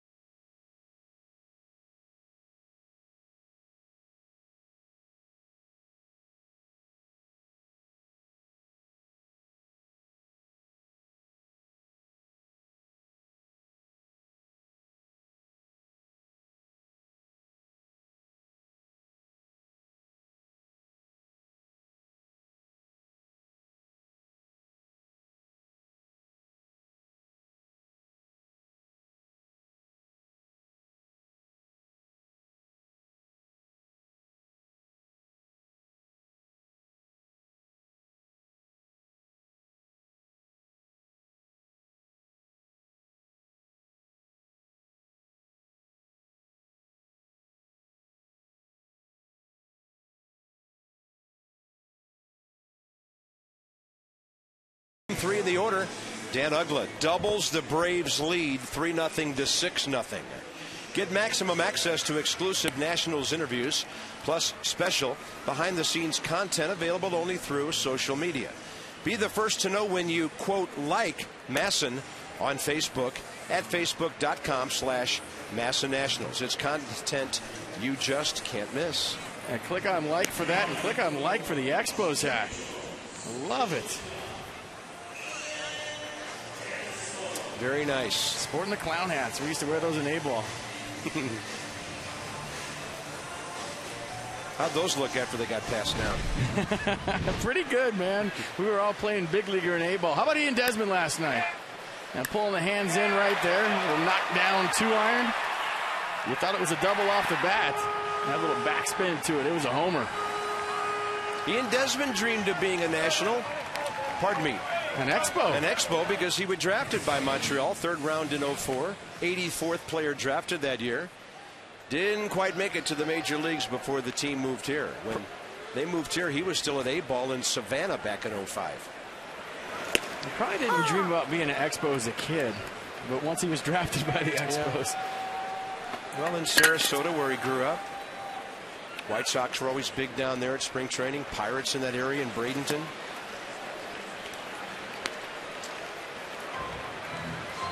By the way, it's kind of ironic. Then Desmond made a visit to Potomac for 55 games back in that 05 season. First year the Nats were over at RFK Stadium. He was so near, yet still pretty far. Reaches and hits one up the middle for Gonzalez, who gets rid of the ball as quickly as any shortstop in baseball. I think for you kids watching at home, that's huge. I was taught at a very early age that a base runner will never beat the throw if it's in the air. And what does that mean as an infielder? If you get rid of the ball quick, you don't have to have a lot on it. When the ball touches your glove, you get rid of it.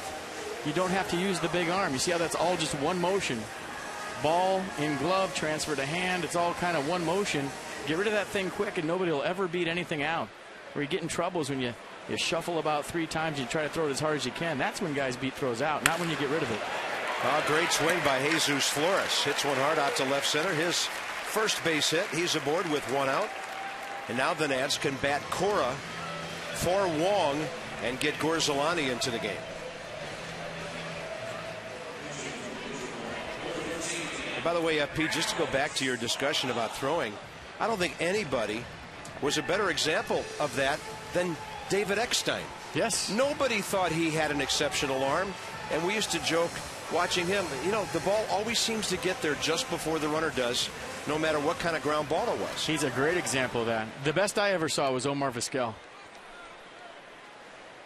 It was almost like he was just deflecting the baseball from short to first, and it always beat the runner by a half a step. Yeah, he was a little more like that than Ozzie Smith was. Ozzie was an acrobat who would get the ball over there. It's a great discussion.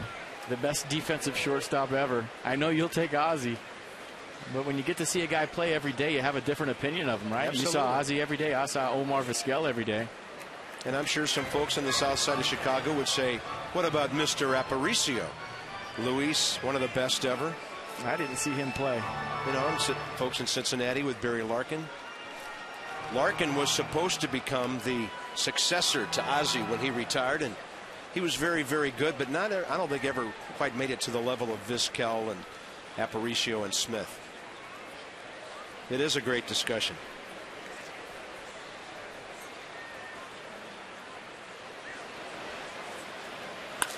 Cora, deep short. Gonzalez, look at that play. That's outstanding. And with the catcher running, he had plenty of time to get it to Ugla. And Gonzalez putting on a clinic right now at shortstop. Just robbed Alex Cora of a base hit. He's trying to go 5.5 hole here. Pretty good at bat. Gonzalez getting the ball, jump turn. Look at that strike to Dan Ugla. He did not have to move for this ball. On the run, jump turn. That was pretty to everybody but Alex Cora. Look at that. That's a great shot. Jump turn in the air. And they say the great ones, it looks like they're ballerinas out there, and that was ballet-like. On the Dodge Ram Exmo. The Chrysler Jeep Dodge and Ram Summer Clearance Event offers not lasting long. Hurry in to your local dealership. There's Rick Ankiel.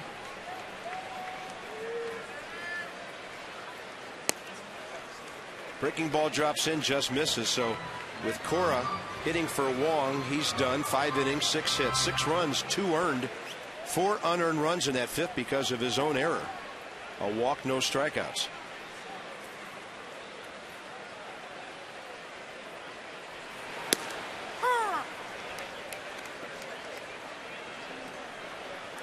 Tom Gorzolani now a reliever.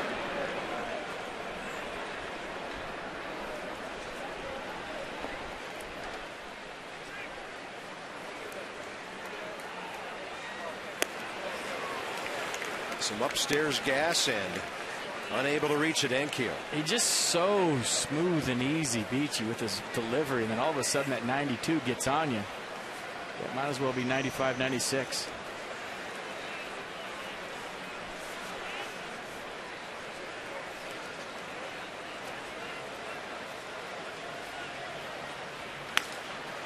Ankiel pops it up short left field. Gonzalez out for another one.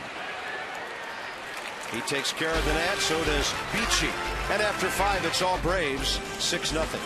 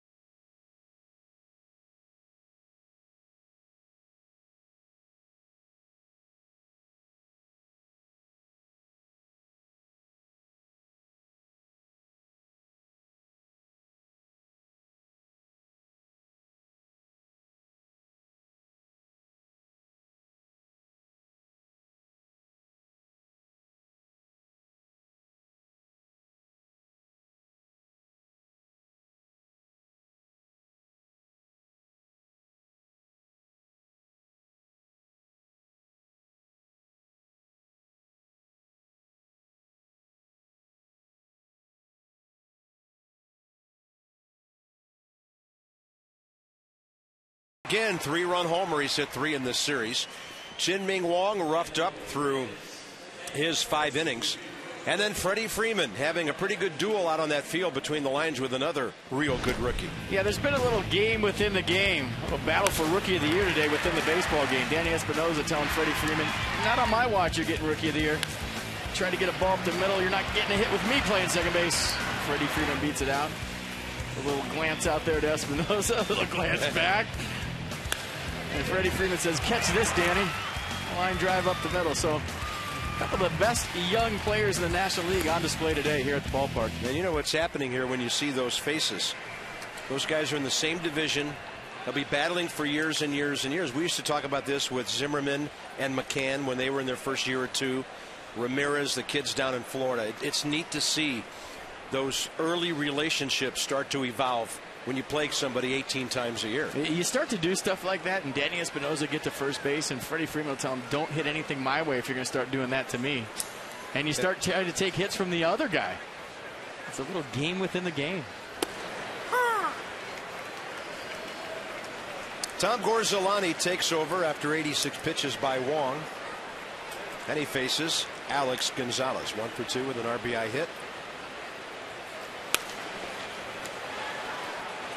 Well, the skies have darkened again some. We thought it was going to bust through there for a while. Overcast as we move into the 6th inning.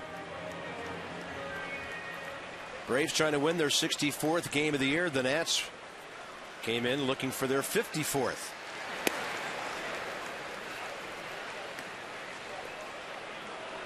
It's a 4-4 homestand right now. 4 losses and then the 4-game winning streak.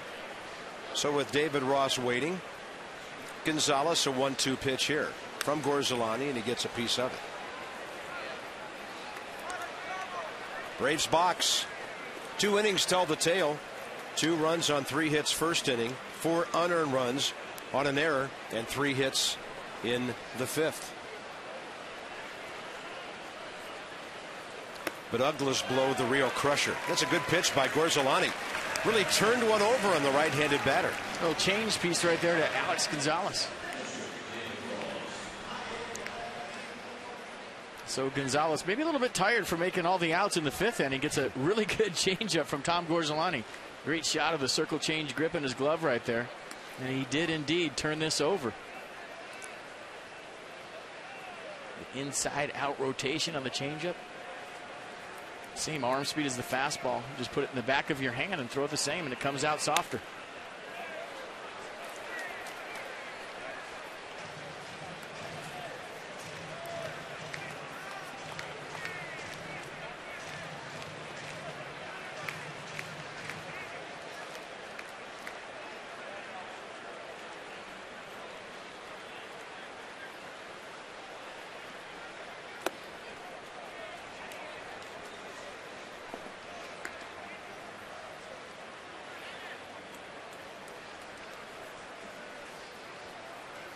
Ross is lined to right and flied to center.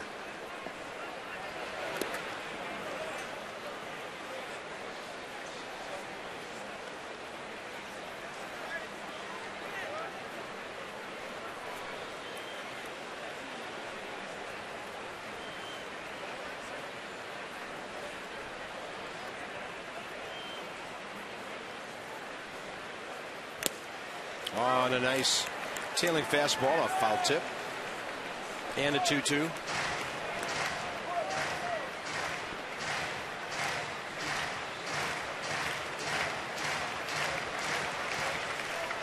All of a sudden it's getting dark again.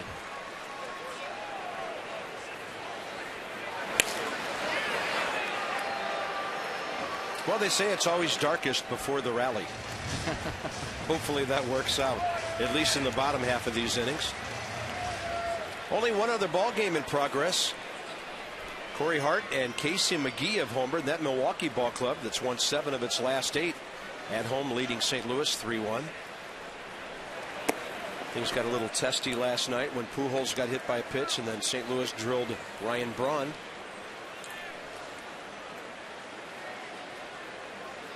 He took one right in the back.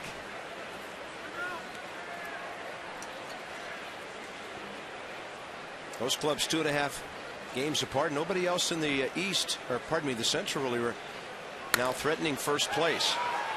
Pirates have slumped a bit. Look at this ball carry to Worth. He is onto the track by the time that thing comes down. FP's been all over David Ross here in his hitting, not in a critical way, but you've identified that he's a dead pull hitter for the most part, and he shows us he's got some power the other way. Yeah, made the adjustment off the lefty and thought about going the other way. That ball was hit. So the bases are empty, 2 outs, and here's the pitcher, Beachy, whose at bat last time up turned out to be the most damaging of the game because it kept the inning alive for Uggla to break the Nats' hearts with that 3-run homer. Of the first 4 hitters last inning, there was a comebacker, then a base hit, and then a ground ball to second and a ground ball to third. Dan Uggla should never have batted. And in that case, neither should have Freddie Freeman. So Gorzolani with a nice 1-2-3. Trying to keep the Braves at bay to get the Nats bats busy. Your due-ups, 2, 3, 4, bottom 6.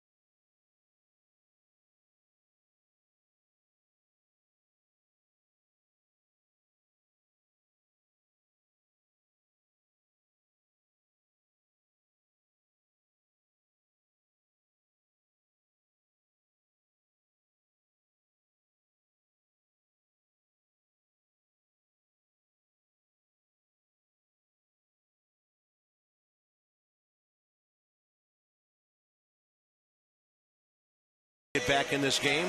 Need a couple of hits, maybe a walk. Some risp. Runners in scoring position production.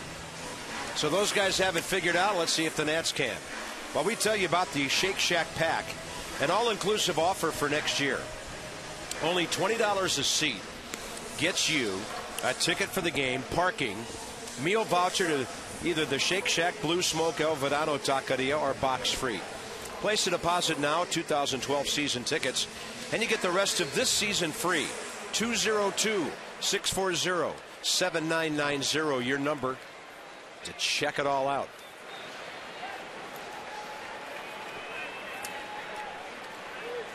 Box score for the Nationals, 4 harmless hits, 1 per inning in the first, second, third, and fifth. Danny Espinosa 0 for 2. FP, we saw the grounds crew having a chat with the umpires down there. Our weather spotter Santangelo went to the back window to look out over toward Reagan. What'd you see? I saw a little rain to the south, Bob. I don't mean to step on your bootleg weather forecast. No, I told you I've been shut down. So it's on me. There's a little shower coming. We're calling it FP's flippin' weather. Yeah, well, get the tarp ready. A little drizzle right now. Yeah, some raindrops in front of the light standards there. I don't think the heavy stuff's coming down for quite a while yet. Yeah, it looks like the heavy stuff's still a ways away, but there are scattered cells all over the area.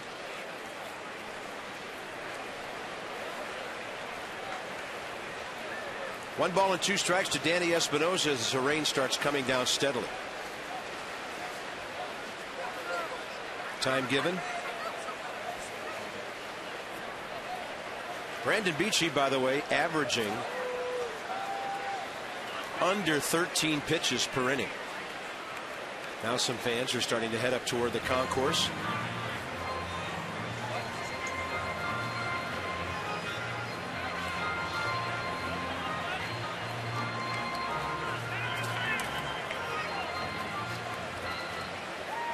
I mean, how many times do you see it? An offensive outburst one night, and then the next day, tough to start it back up again. In Baltimore comes to mind. Also facing a pretty good right-hander in Brandon Beachy.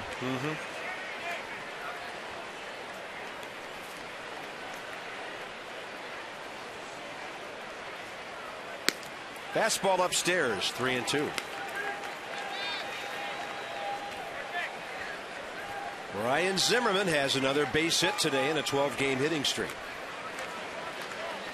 You need base runners. It's a big pitch. Great take by Danny Espinosa, showing great discipline. He's a guy who loves to swing the bat, and he walks for the 37th time this year. Yeah, get some base runners on for the big boys. We talked about it in the open today. Zimmerman, the last 6 games coming into today, 423 average, 444 on base percentage. Morse 348 and Worth 391. A run here, run there, you never know.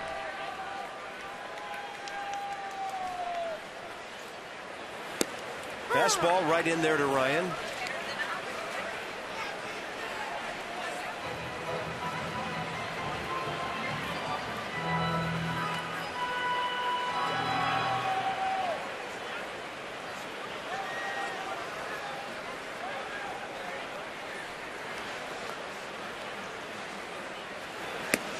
And he couldn't stop his swing on a pitch up and in. I think Ryan thought that might be a breaking ball when he committed upstairs. Fastball kept on going.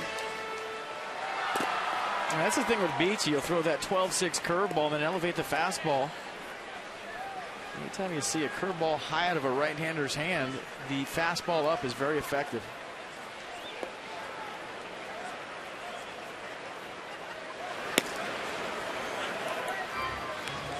And that's the slider.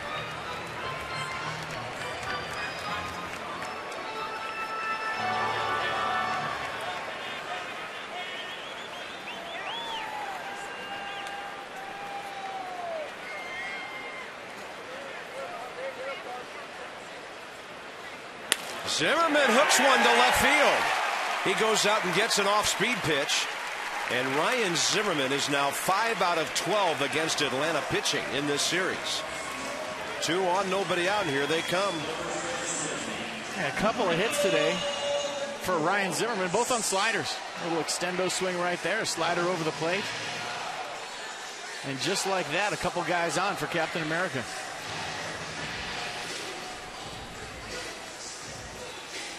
Staying through that baseball. And he keeps his head down, so nice at contact. Chrysler, Jeep, Dodge, and Ram summer clearance event with offers that won't last long. Hurry into your local dealership. That was the Jeep Exmo. Michael Morse 0 for 2. Steady diet of breaking stuff and off-speed stuff down. And that was a changeup. 78-mile-an-hour first pitch changeup. Michael came into this game hitting .368 over the last 3.5 weeks.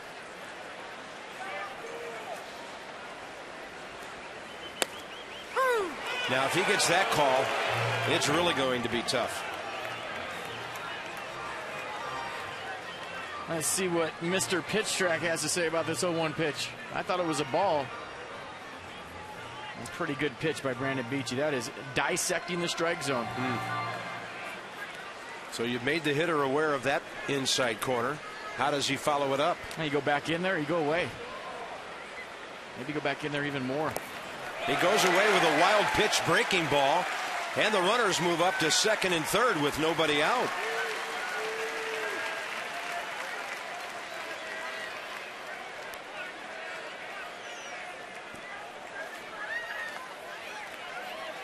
The slider right there just hung on to it too long, and David Ross couldn't keep it in front of him, didn't know where it was. That's when you have to rely on your pitcher telling you.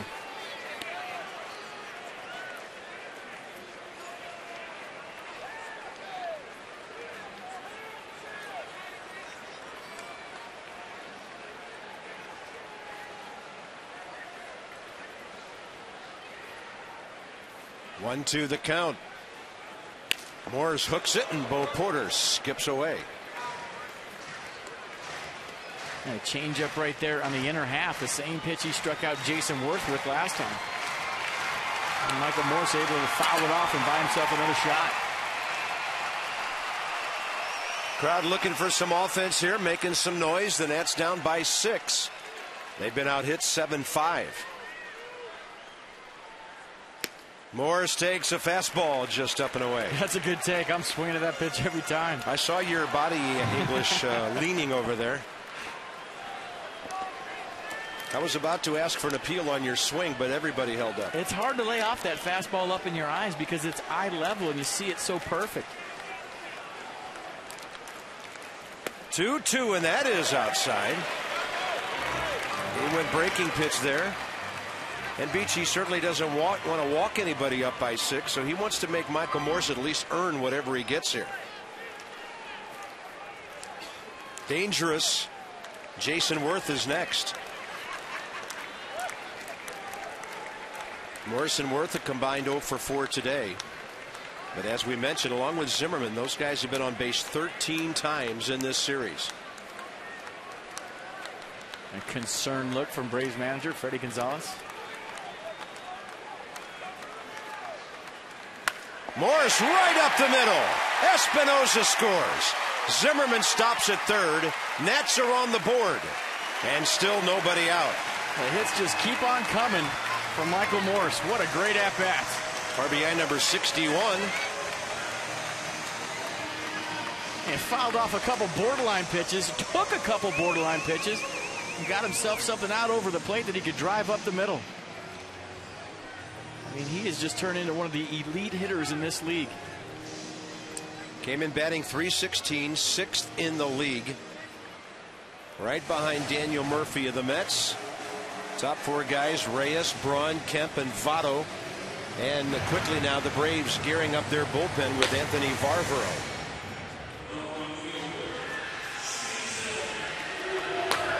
So now we'll go up one more click to 14 times on base in this series for the big 3.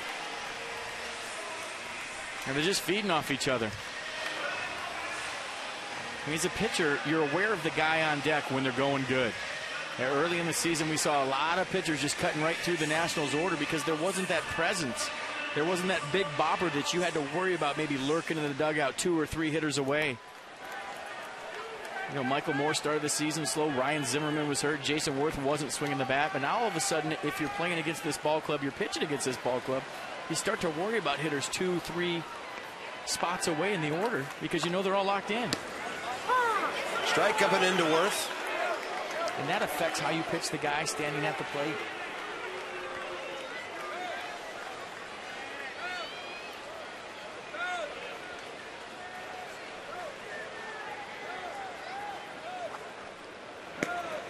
Counts even 1-1.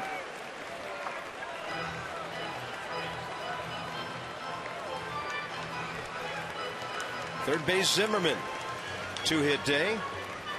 First base Morse, 61st RBI.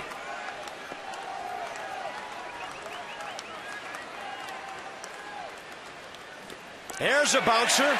That'll score a run. Zimmerman slides home. Morse down to second. It's a 6-2 game. Second wild pitch of the inning. Yeah, third 90-foot mistake by the Braves this inning. A wild pitch allowed Espinosa and Zimmerman to advance. And then Zimmerman scores on the wild pitch. So we've seen it all season long from the Nats. They don't go away.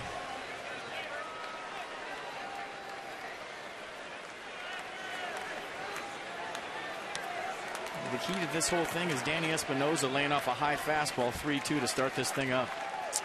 Good point. Leadoff man got aboard, borderline pitch. There's another one in the dirt, but David Ross keeps it close enough, and the ball moving toward third. No chance for Morse. All of a sudden, Brandon Beachy is bowling.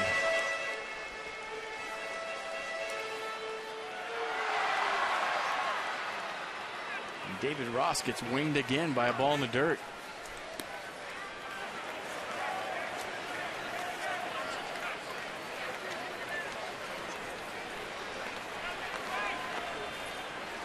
3-1 to Jason. He hits a high drive, left center. See you later. It's a 6-4 game on Worth's 13th of the year. That's the longest ball he's hit here.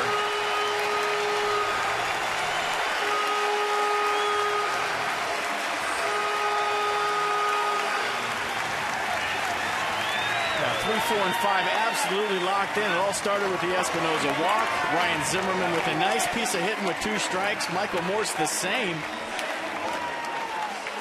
And you talk about thinking about the guy on deck. Today it was Jason Worth. That is the farthest ball I've seen him hit this year, and he absolutely crushed it into the red seats, toward the red porch. And guess what, partner? We got a ball game.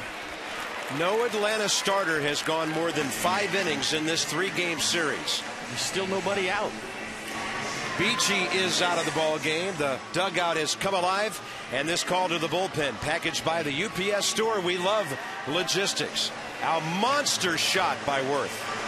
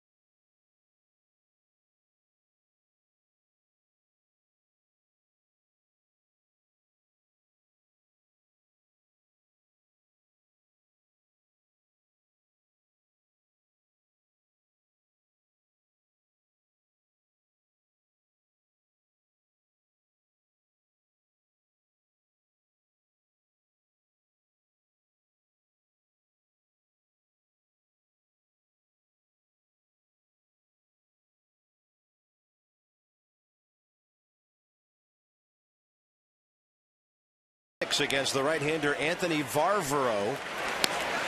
With nobody out here in the 6th, rain pelting down hard.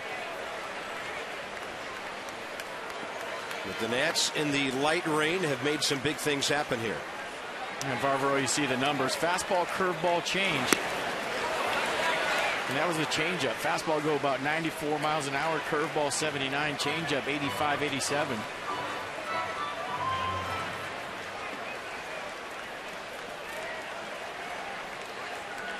0-2 to Lance Nix.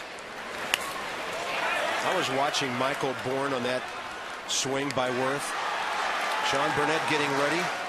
He took about 1 step and stopped and looked straight up and watched Jason Worth's bomb just float overhead. That thing was way high and way out of here. Yeah, not very rarely do you see a center fielder stay in his tracks on a ball. Usually they'll jog after it a little bit just because there's so much room out there. But it had the sound. It definitely had the distance. How about the fight in the Nationals? I think it's 6-0. Brandon Beachy out there. This is going to be a tough battle. All of a sudden it's 6-4 just like that. Morris, Worth, Zimmerman on base 15 times in this series now.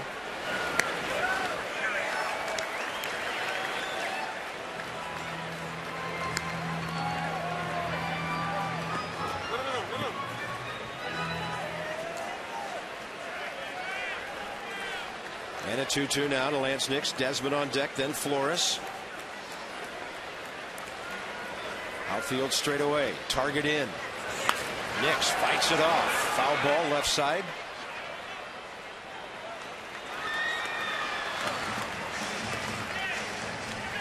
Ian Desmond's checked in with a base hit today. So has Jesus Flores behind him. The Nats have Burnett warming up because if there's one more base runner, this inning will make it down to the number 9 spot.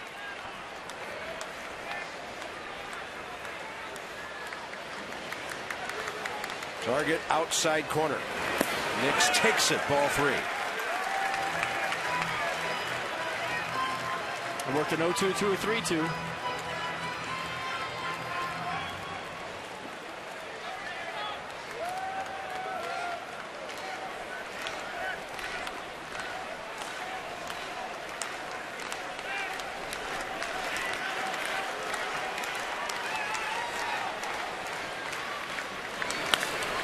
We're looking at some pretty good at-bats in this inning. Pretty good at-bats all series against the Braves. It's interesting, though. Talked about their starters. Monday night, Jurgens 5+, 7 hits, 5 runs. Last night, Lowe 4+, 10 hits, 8 runs. And today, Beachy 5+, 7 hits, 4 runs. The Nats have not allowed an Atlanta pitcher to get an out in the 6th inning in this series. And it is really raining hard. That's ball 4. Great at-bats. They got to get the teams off the field here momentarily, you would think. 0-2 count into a walk. Fouled off some tough pitches. And Lance Nix will sit on that one for as long as it takes. Rain delay officially starts at 3:03. We're going to have to close our windows up here because it is coming down big time.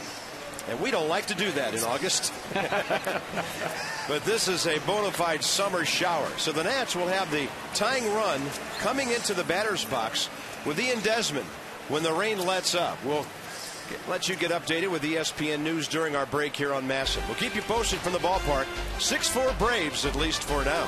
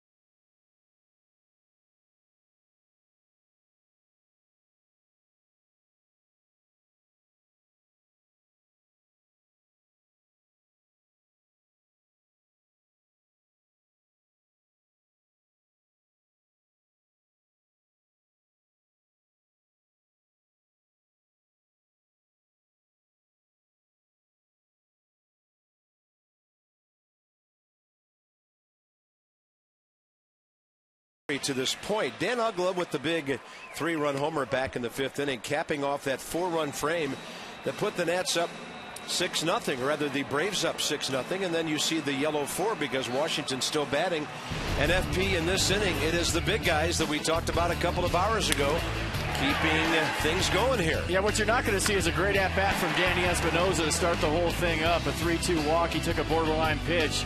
And then Ryan Zimmerman with a single, Michael Morse with a single, and Jason Worth with a big blow.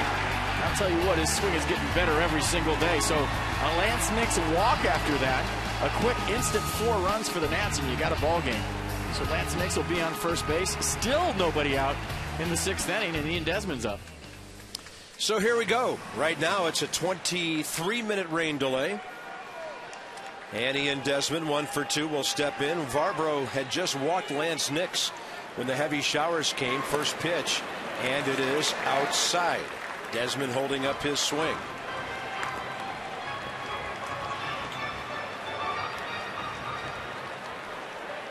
And how about the grounds crew getting this place ready in a hurry? That's one of the quicker turnarounds I've ever seen.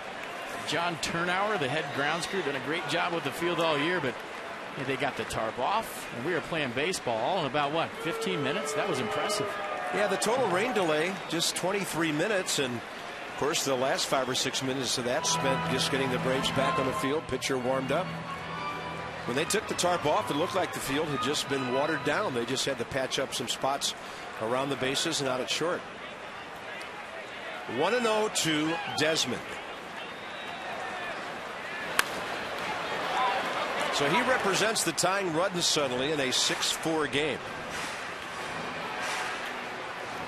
Eric O'Flaherty for the Braves warming up. Nats have nothing on the bench but right-handed hitters remaining. And Sean Burnett, who had warmed up earlier, now getting ready again for the Nats. They have their number 9 spot with Constanza due up, top 7.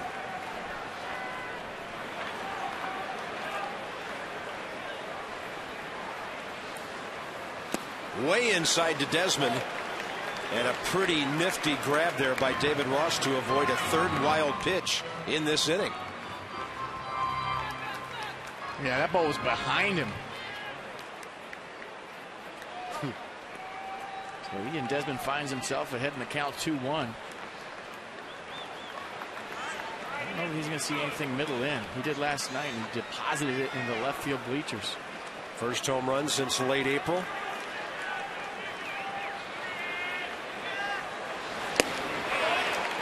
And he got a fastball middle in. That was supposed to be away, a mistake.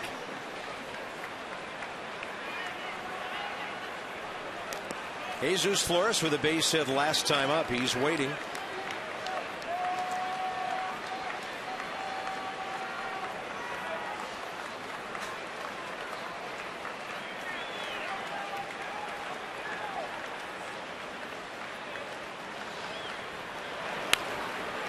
And fighting to keep the AB alive.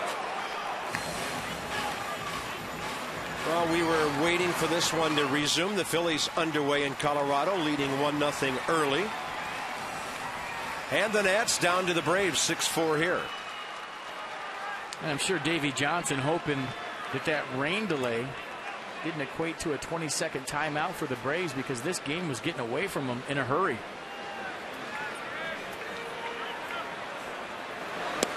Desmond will be called out on strikes. A delayed call by Vic Carapazza. 1 out.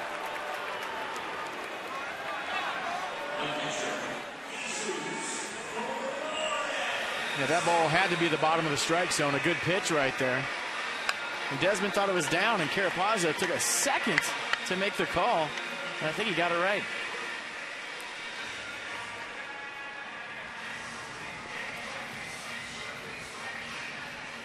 And with Flores stepping in, the Nats have a hitter on deck, right-hander Johnny Gomes.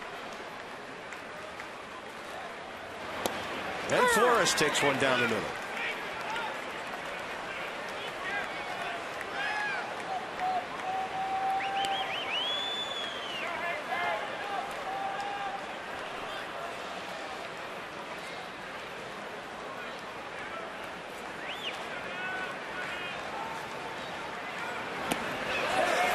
them all locked up on a breaking ball.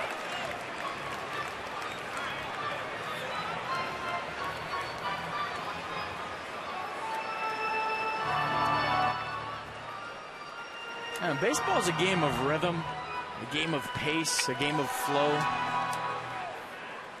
And when you score 4 runs that quick, you have the other team reeling. It's almost like a heavyweight fight when you have somebody on the ropes. And to be able to have that long a break, you just, if you're a Nats fan and you're the Nationals, hope that they didn't lose the momentum.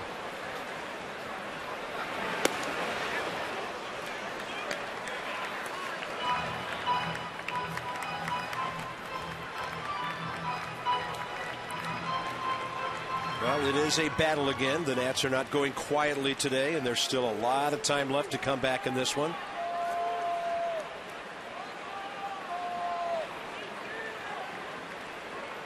Target in on 1 and 2, and Nick's back easily.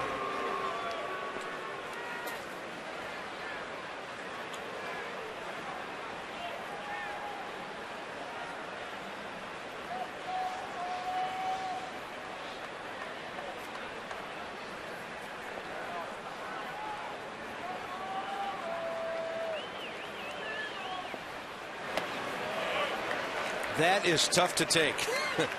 Ball 2. I can't believe the Braves didn't check that. If I'm David Ross, I'm at least asking. And you've seen worse call the strike, right? Yep. And Marty Foster just standing down there at first base and nobody checked. Might have caught a break.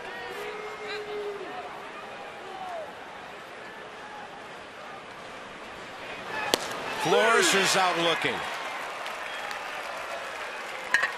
Valvero, after walking Nicks and sitting around for 20 minutes, decides to throw some of the greatest pitches of his season.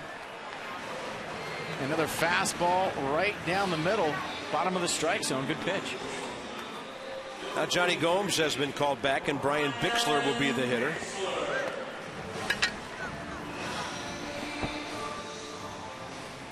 So Davey Johnson doesn't want to use Johnny Gomes just yet.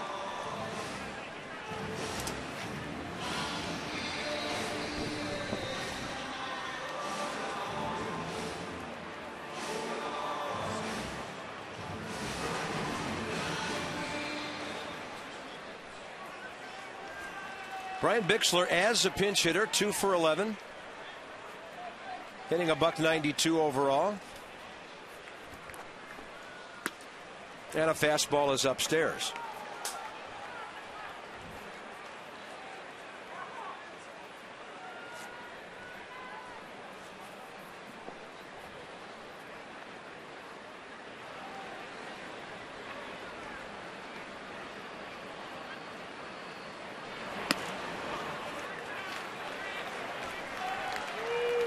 Suddenly this becomes a big juncture with a power hitting left-hander on deck.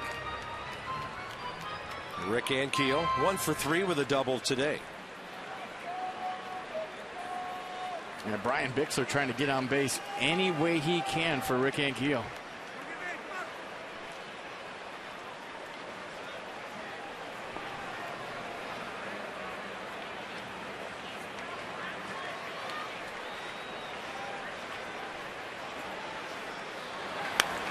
Saw a pitch up and he was ripping.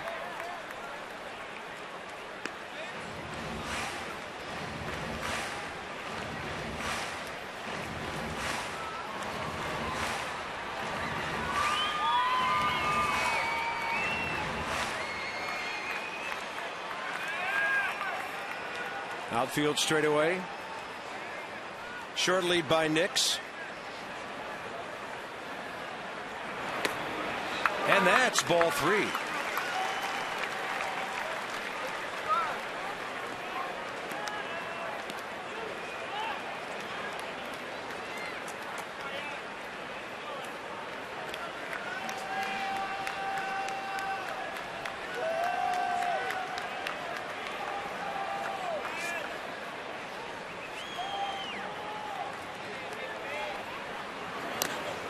Good at bat by Brian Bixler, and now the Nats have the tying run on base.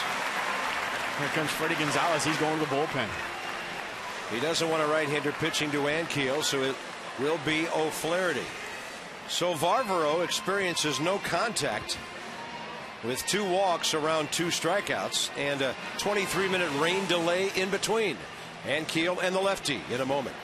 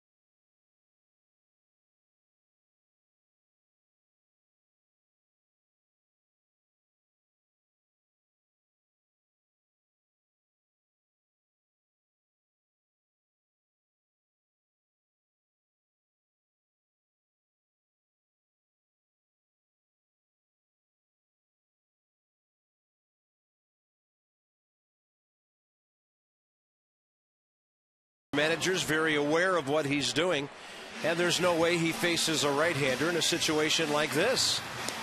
He's been absolutely positively locked in. 14 total bases in this series. It all started with a 2-homer night. And last night, the big grand slam off Derek Lowe. So a guy with a good sinker, tough to elevate the ball off of. But Rick Ankiel doesn't care right now. He's seeing the ball big. His head is very still, very quiet. He's making good decisions. We'll see how he hits the lefty. 9th national to bat in this inning.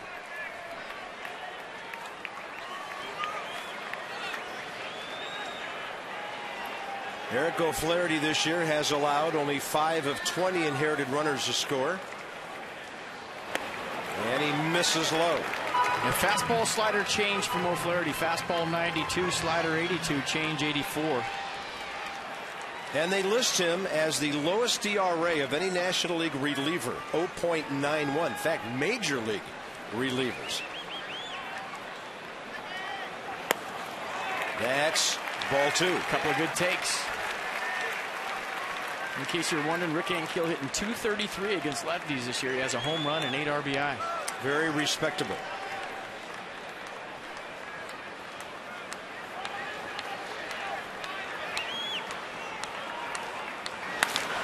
And that'll be in the air out to left field for Eric Hinsky. So the Nats won't be able to do anything after Mother Nature halted the 6th inning. But it is a new ball game. Atlanta leads 6-4.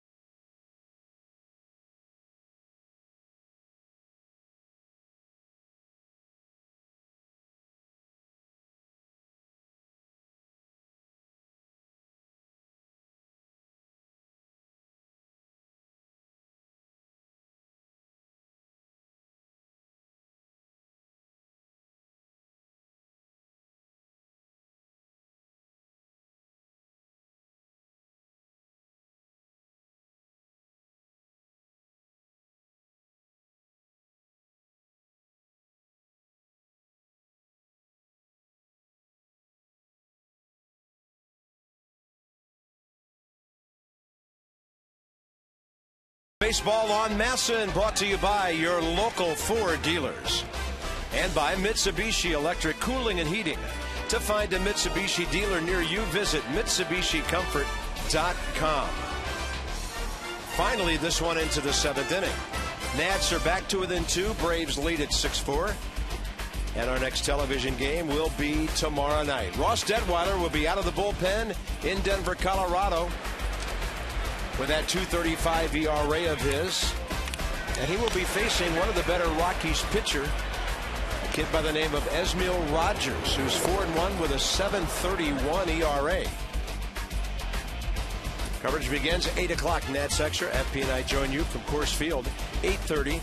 And first pitch right after that, the Nats will embark on a 3-city, 10-game road trip. 4 in Colorado, 3 in Chicago with the Cubs, and then 3 in Philadelphia. And Sean Burnett on for the Nationals out of the bullpen. You see the numbers on Burnett this year. 22 strikeouts versus 14 walks. Fastball, slider, change from Burnett. Infield looks good now. The guys had a chance to drag it after that inning. And here we go to the 7th with Jose Constanza, Michael Bourne, and Martin Prado, the 3 scheduled hitters.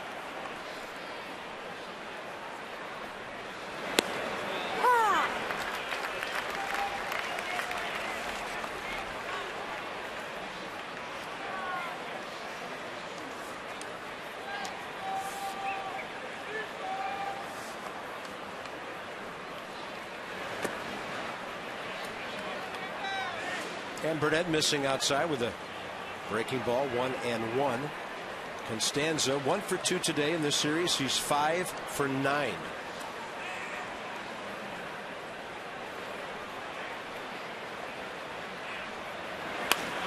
Up the middle, Sean reaches in front of him to scoop it up. That was a nice play. Down in Potomac, don't miss the Nationals. Fitzner Stadium in Woodbridge, 703-590-2311. For all the ticket information you need, you can log on to PotomacNationals.com. Check out all of their great promotions. Told you about that crazy game in Syracuse and Toledo last night. And Potomac had a 3-0 shutout on the short end of that at Salem. Harrisburg, an 8-4 loser last night. So a couple of ball clubs trying to get back on the right side of that ledger. Henkiel just reaches up like he was playing catch to grab that drive by Bourne. 2 outs. Very casually. That ball had a little rise to it. I think it fooled Rick Ankiel a little bit. He thought he was going to catch that ball about face high, and it was still going. He acted pretty cool about it, though. 2 quick outs by Sean Burnett. Here's Prado. 0 for 3 in this game and 1 for 12 in the series.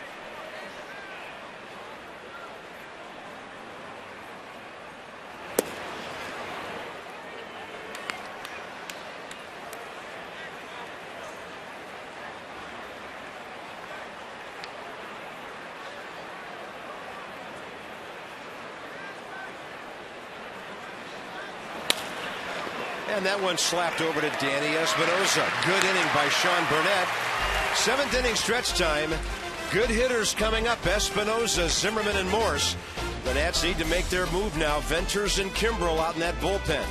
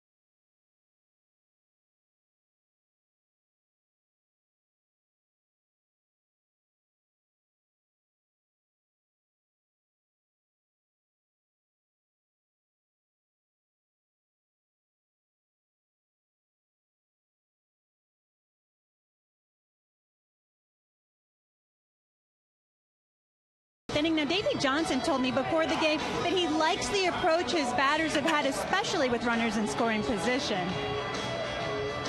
And not trying to do too much. You do what the pitcher gives you. Sometimes, from afar when I was watching them, I thought they were expanding the zone.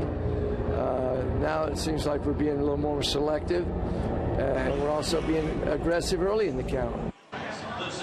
And, of course, the Nats have been on fire with runners in scoring position over the last 7 games, batting .302. And Davey said, too, that Ryan Zimmerman has really helped the lineup be more comfortable, and everybody seems to be feeding off of him. Bob, FP? Well, here's an interesting inning with good hitters coming up. Danny Espinosa opened the door. At least he kicked it ajar a little bit with that leadoff walk back in the 6th. Zimmerman singled, Morse singled, Worth hit the monstrous home run, and suddenly the Nationals had a 4-run inning. Another run scored on a wild pitch. Interesting move here by Freddie Gonzalez, leaving the lefty in to face all the righties. Who's going to take it? Who's going to take it? Looked like Hinsky never truly called Gonzalez off the ball, and the left fielder caught it. Big guy always wins in that battle. Usually the tallest guy, but sometimes the biggest guy. When you run into somebody, bam. I'm bigger than you, I got it. Well, evidently, Freddie Gonzalez trusting that 0.91 ERA of O'Flaherty. He wants him to get through the 7th, and then the Nats will probably get a dose of Johnny Venters and Craig Kimbrell, neither of whom have pitched in this series. Yeah, lefties are hitting 169 against O'Flaherty this year, but righties are hitting 243. You know, we've seen Martinez, Proctor, Varvaro, so evidently these are the guys that pitch when Freddie's ahead.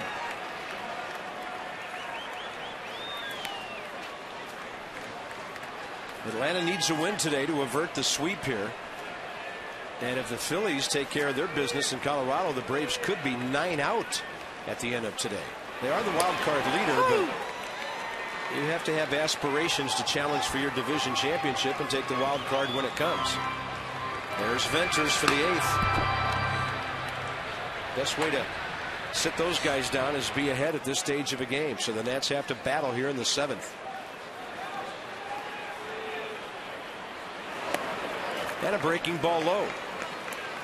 I mean, you could make the argument that this is a save right here. And the way 3-4-5 has been hitting for the Nationals and guys like Venters and Kimbrell in the bullpen, it falls on O'Flaherty. And Venters is 5-1 with a 1.28.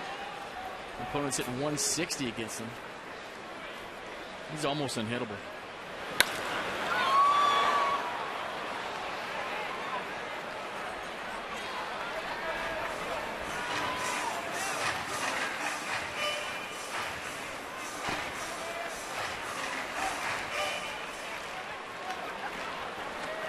Eric O'Flaherty, 26 years of age, 134 games for the Braves the last 2 years before this one, and today appearance number 55.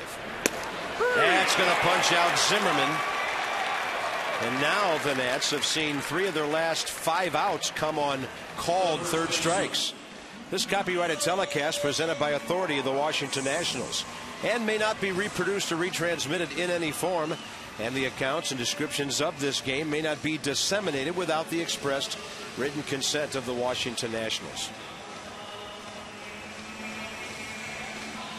Todd Coffey for the top of the 8th. Unless the Nats would stage some kind of 2-out rally here, and then they could pop up Clippard in a hurry. Clippard and Storen didn't have to work last night thanks to Henry Rodriguez.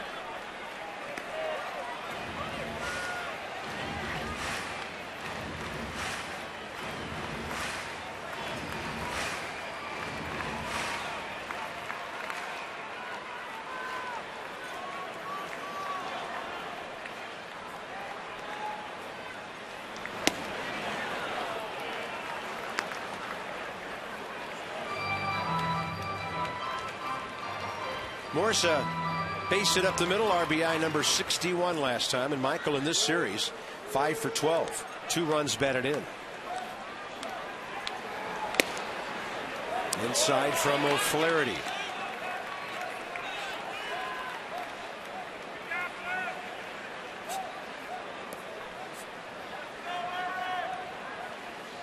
He gets a strike right here. This could be loud.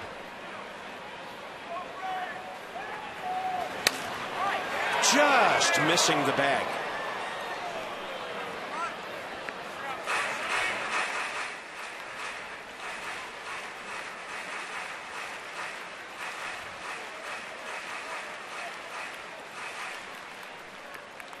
This is one big power guy who uses the field.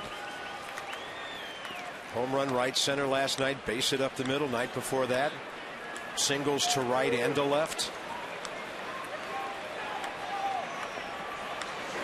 And a nasty breaking ball down and in. The Nats are gone in order in the 7th. Now they're looking at two of the best pitchers coming up in the next 2 innings.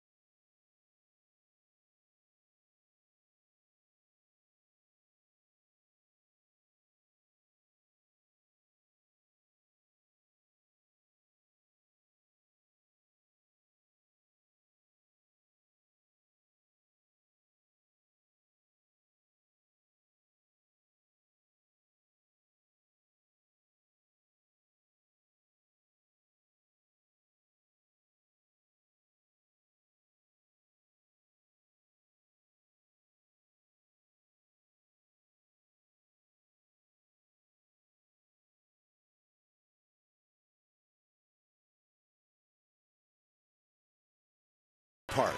And coming up, not too long from now, 5:30 to 7, the Mid-Atlantic Sports Report with a Wednesday edition. Tom Davis, Mel Antonin, Dave Johnson. Continued post-game coverage of this series and a look ahead to tomorrow night's ball games.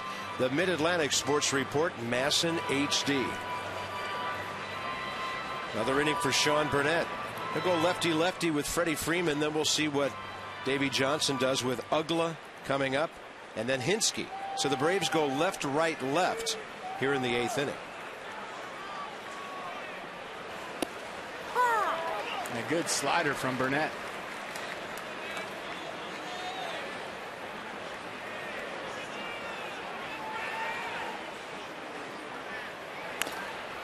Sean gets in on the hands of the lefty. More damage from the second base position today.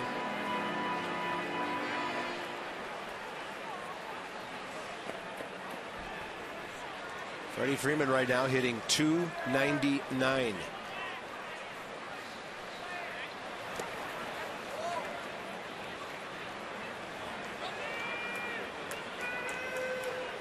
Quite an explosion early in that Philly-Colorado game. They're in the 2nd inning.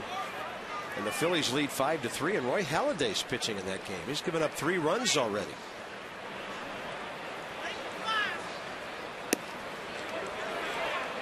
No swing, says Paul Schreiber on the appeal. And the count's 2-2.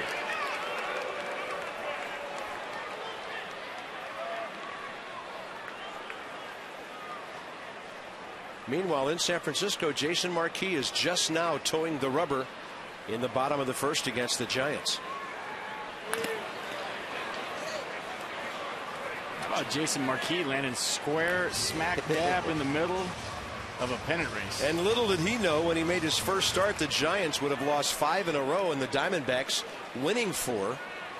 So they've made up a bunch of ground in the last couple of days, and they're in a dead heat at 61-49 atop the West. Hey, welcome to Arizona. If you win today, we're in first place. 2 balls, 2 strikes. Staying alive, Freddie Freeman.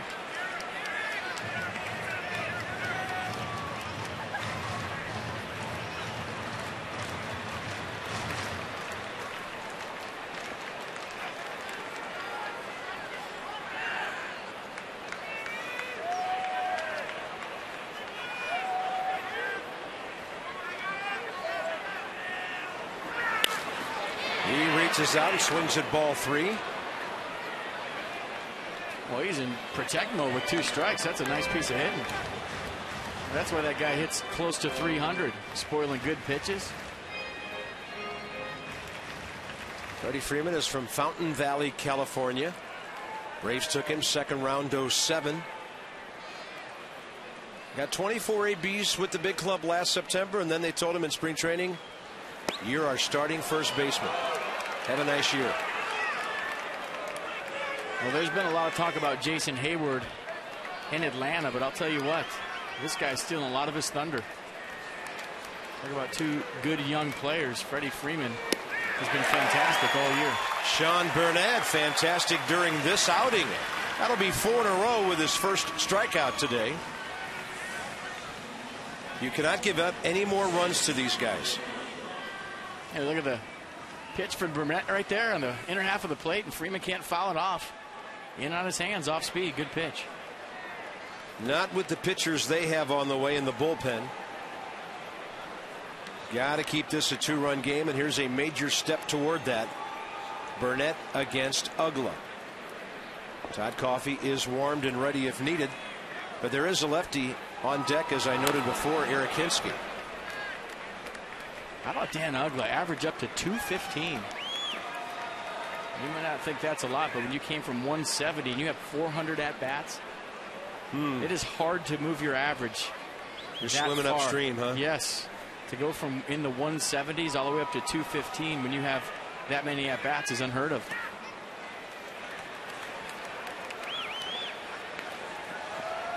And once you get past the All-Star break, your average is pretty stable. I mean, it is what it is because you have so many at-bats. It's not going to move either way with an 0 for 4 or a 2 for 4. It's probably just going to stay right around where it's at. Yeah. I mean, 40 points on your average this late in the season tells you how locked in he is. Ugla in his 414th at bat. He got a breaking ball from Chin-Ming Wong, and he hit it a mile. It was very loud. A little helicopter finish there over the top. The patented Dan Ugla finish. And a bunch of guys said "ugh" on that one. He got 3 pitches to hit in that sequence. A fastball up, a slider up. He fouled off both of those, and then he finally got a slider out over the plate and absolutely crushed it.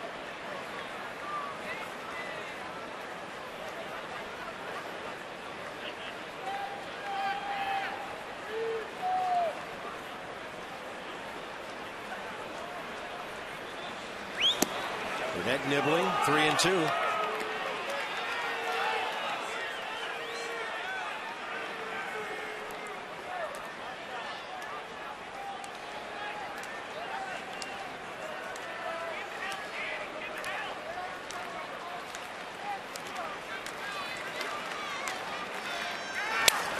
Busted bat on a ground ball to Ian Desmond for the second out. I wonder how many hits during that streak Ugla had with that bat. It's in pieces now. Well, when guys are hot, they'll tell you. It's not the arrow, it's the Indian. Yeah, but you guys have a special relationship with your bat when you're going good, don't you? Yep. You take him home with you. You put him in the passenger seat. Put the seatbelt on him. You talk to him in the clubhouse before the game. Get out the cup holder, get him a drink. See how many you got in you tonight. You don't take BP with those, do you? The gamers? Nope. Those are in a nice special spot, maybe in a sanitary sock in the back of your locker. You take it out about a half hour before the game, and you say, how many hits do you got in you tonight? Oh, 2? With a homer? I've seen guys talk to them, take them home, leave them in their car. They have a humidor in Milwaukee where all the brewers keep their bats just so they're at the right temperature and the wood doesn't get stale. Doesn't Morse have his own personal one? Yes. You're good to your bat is good to you. Reaching is Hinsky. Morse to Burnett. How about Sean Burnett? Making like Rodriguez last night. Now here come the Nats against Johnny Venters.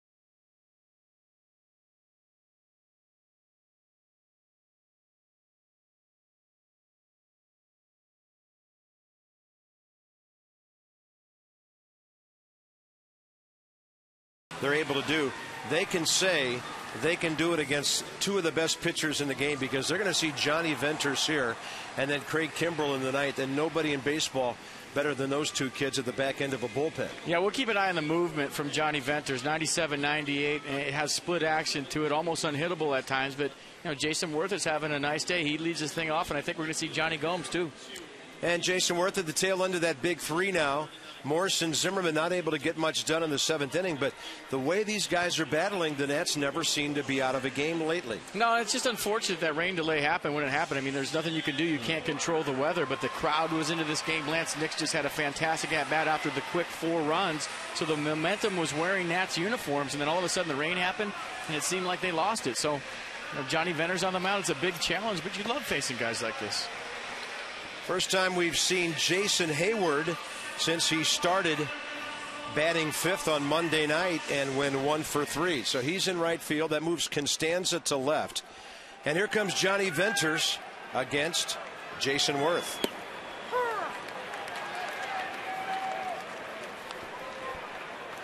Serious arms in this bullpen. 13 consecutive scoreless appearances. And the league, and I know this is a number that's meaningful to FP, hitting 160 against him all year.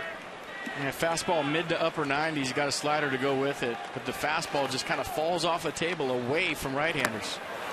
That was the slider.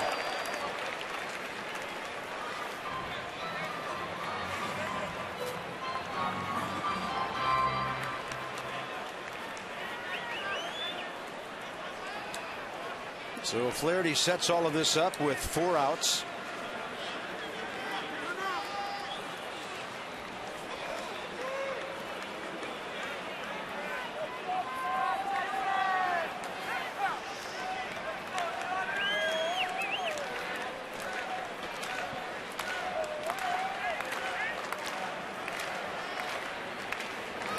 And Worth hammers it, but it's Ugla able to reach it.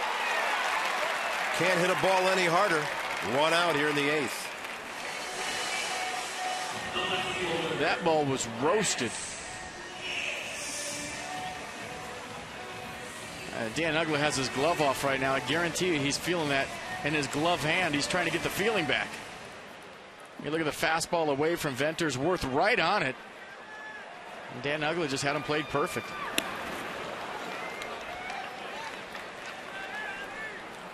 Nats are running out of outs, and here's a tough matchup for Lance Nix. Thought we might see Johnny Gomes here, but the pitcher spot will bat again for the Nats in this game, and they only have 2 hitters left in Gomes and Ramos. I thought Gomes would hit for Nix and Ramos would hit for the pitcher.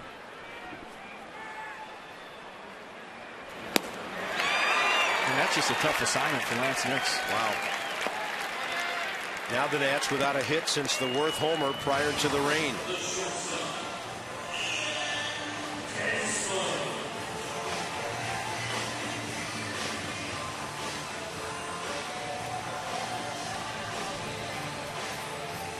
Ian Desmond 1 for 3 today. 3 for 10 in the series.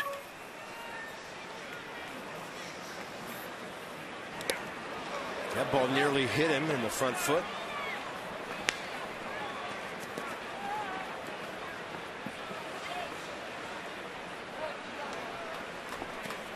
Johnny Venters, 25 years of age.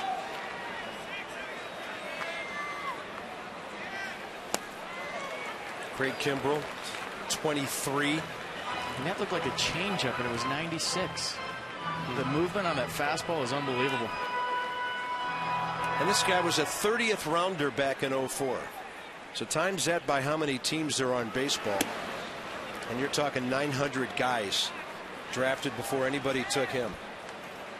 I know what I would do off Johnny Venters. I'd push bunt right to second base because he's fallen all the way off the mound to third base. You have the whole right side of the infield to bunt. This is one time when a 2-out bunt is not a bad play, right? Yeah, trying to get the tie and run to the plate.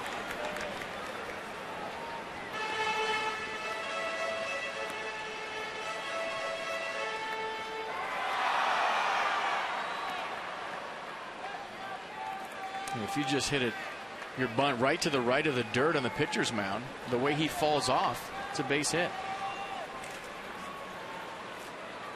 And a 2-2 that Desmond pulls off. And the Nats go in order again. This one into the ninth. It's Atlanta 6-4.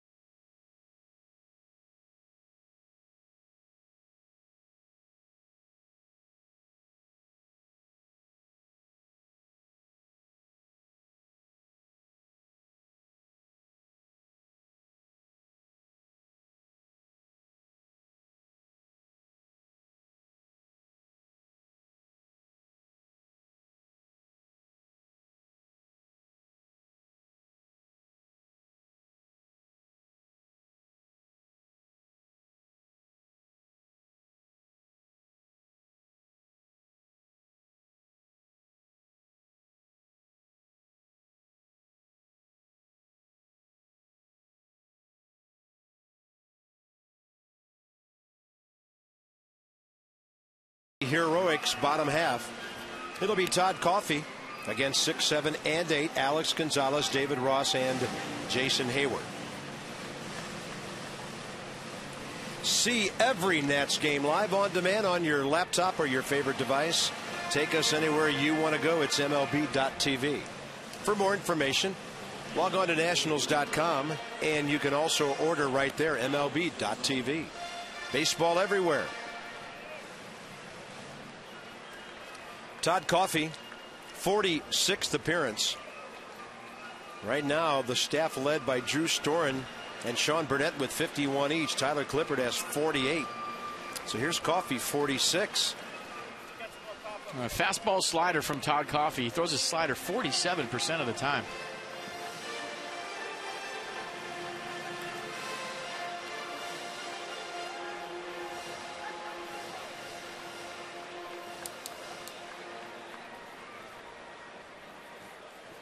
Alex Gonzalez leads off, 1 for 3 RBI single. David Ross 0 for 3. And Jason Hayward 1 for 3 in the series opener Monday night.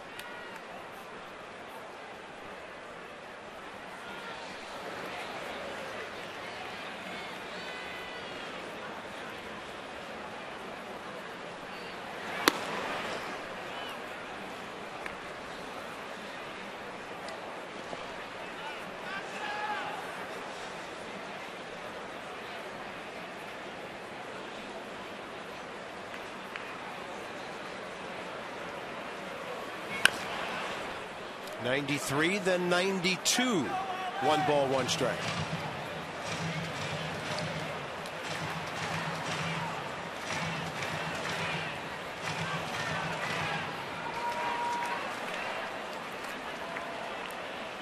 Here he is, all 23 years old of him.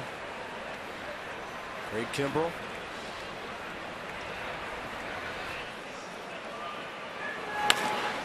Nice pitch by Coffey. Zimmerman will cut it off.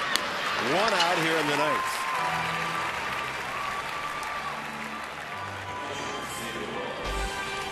At Colorado tomorrow night, it'll be Ross Detweiler and Esmil Rogers. Friday night, Jordan Zimmerman, Juan Nicasio, Livan Hernandez against Chacin, the right-hander, on Saturday, and then John Lannon and Aaron Cook. And then it's on to Chicago for 3 and Philadelphia for 3.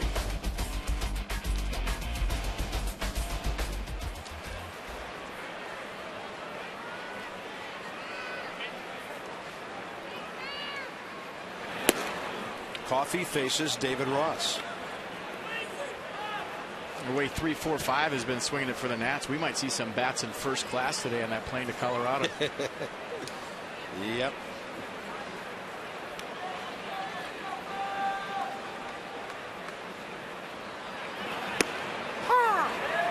Happy pitcher sending a couple of drinks and dinner up to them. Thanks for your support. We used to joke all the time. We go to play the Rockies and you call the bullpen. There's nobody out there. Pitchers are hiding. They don't want to pitch there. It's an answering machine in the Rockies bullpen. Press 1 if you'd like a middleman. Press 2 for a setup. And press 3 for a closer. If you're behind by 8, dial 911. Nobody's here right now. Can we take a message? Yeah, you're more likely to get a pizza.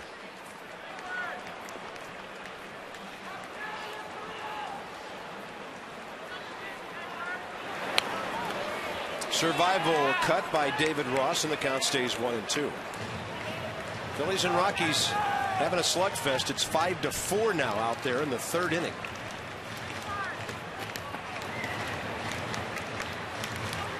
Well, maybe the Phillies and the Rockies will wear each other out, helping Washington tomorrow.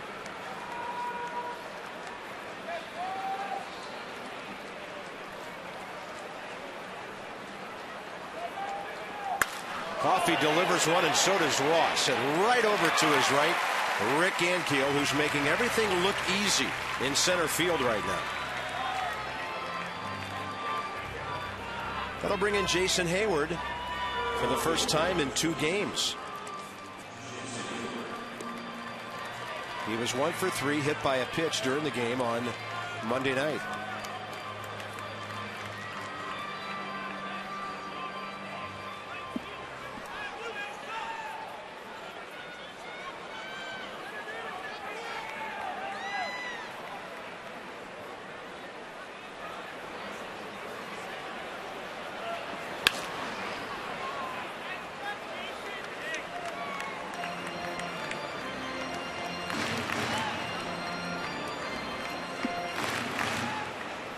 Hayward's number is certainly interesting, and we've talked about only .224 this year with 11 homers and 29 RBIs after he finished second in the Rookie of the Year to Buster Posey last year, batting .277 with 18 homers and 72 batted in. He also had 34 extra base hits other than the homers.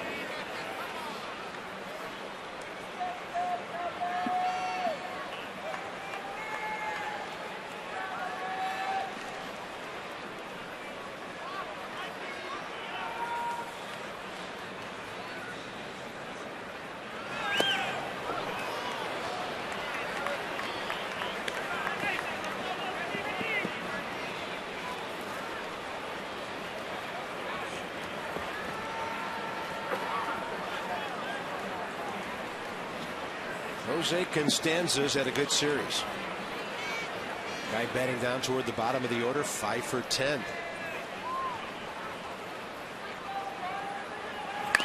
Hayward will pull it, and that's 2 balls, 2 strikes.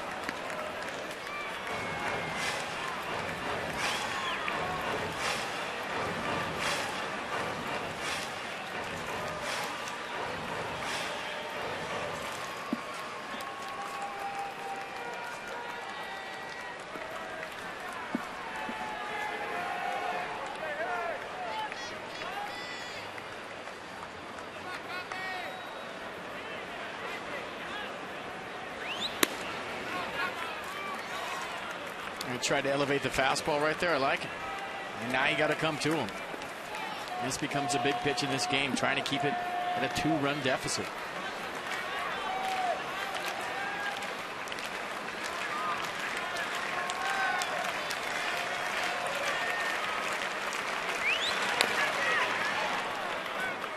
Bullpen's done a good job of throwing strikes today. Gorzolani, a 1-2-3-6, 2 Ks. Burnett, 6 in a row, 7th in the 8th with a strikeout. And now Coffey, the first 2 here in the 9th. Braves haven't had a hit since the 5th. The Nationals since Worth's home run in the 6th. That's down the middle at the letters. Hayward gone, and here come the Nats. Going to have to face the guy with the 2nd most saves in the major leagues Good job, Todd Coffey.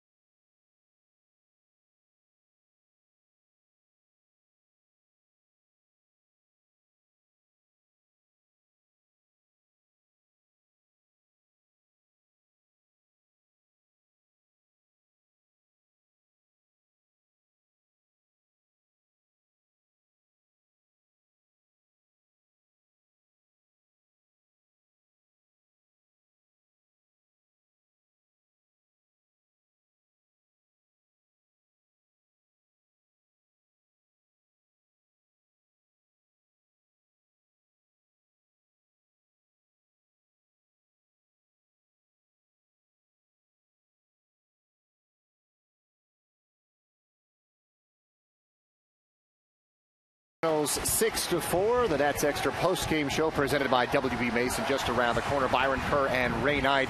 Beachy very good today. Chien-Ming Wang still having struggled early on. Yeah, they jumped out 2 runs early, threw the ball exceptionally well third through that 4th inning, and then in the 5th they put together a bunch of hits aided by that error to first base, and was not a rush play. It wasn't a forced play, but he threw that thing away. And Nationals held down by Beachy for those 4 innings, and then finally in the 6th put together a 4-run inning with Jason Worth's home run. So see if they can do something to this hard-throwing right-hander. Yeah, nice to see the fight out of the Nationals as they got those runs, and Jason Worth with a big home run to get it going. So hopefully, Bob and FP, there will be more of that in the 9th inning. We hope so, Byron. Thank you, Ray. It'll be the bottom of the order and the 4th drive of the game. This is just a monster, no-doubter off the bat. And Jason Worth with a good swing, hitting around his head still. And even his foul balls, his swinging and missing, he's locked in. His approach has been fantastic. He's got it. And that's a 4th drive of the game. Flores, Gomes for Bixler, it appears. Actually, Gomes for the pitcher. And then the top of the order, Ankiel.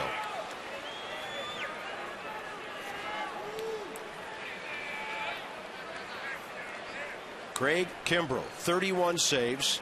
Brian Wilson, the only man in Major League Baseball with more at 33. And Kimbrell's only 23 years of age. This fastball slider. Fastball mid to upper 90s, slider 85, 86. Dangles that elbow, that arm way out away from his body. And the 0-2 is so close.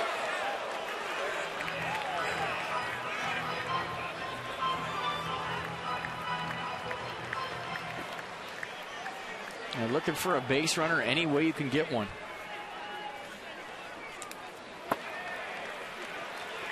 And ball 2.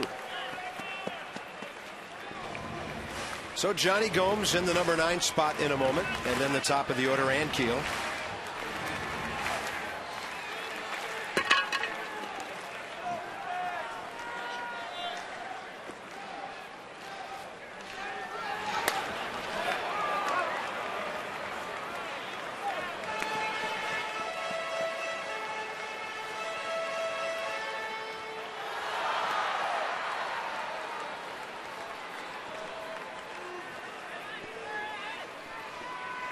Tough matchup for Jesus Flores or any right-handed batter. Hits the ball well, but right there is Dan Uggla. First time Flores had ever seen Kimbrell, and he hit the ball sharply. And next up will be Johnny Gomes, who also has never hit against Kimbrell.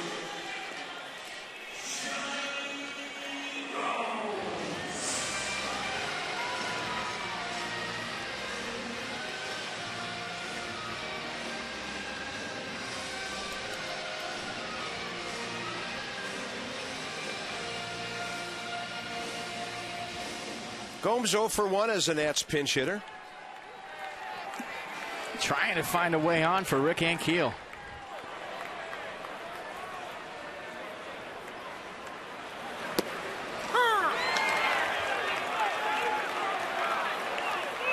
That's one where you turn to the umpire and say he doesn't need any help.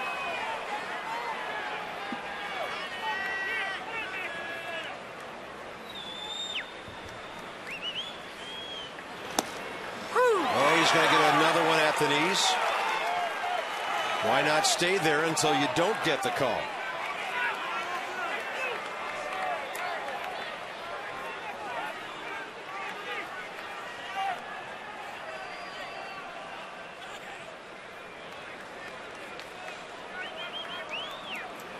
Kimbrough goes fastball just off the plate. No swing, says Marty Foster. I think Johnny Gomes caught a break right there. It looked like he went. But after the first 2 strike calls, maybe he earned it. You sit around for 3.5 hours and you come up and face a guy like Craig Kimbrough. It's a rough at bat, but you got to find a way. Fastball up and away, 2-2. That's an easy 98 right there.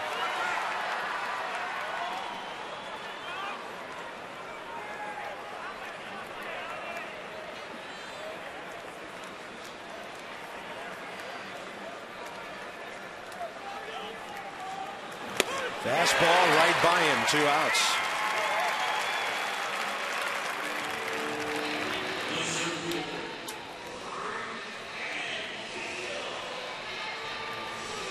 And it's a challenge fastball with 2 strikes, 97 right down the middle, and Johnny Gomes couldn't catch up.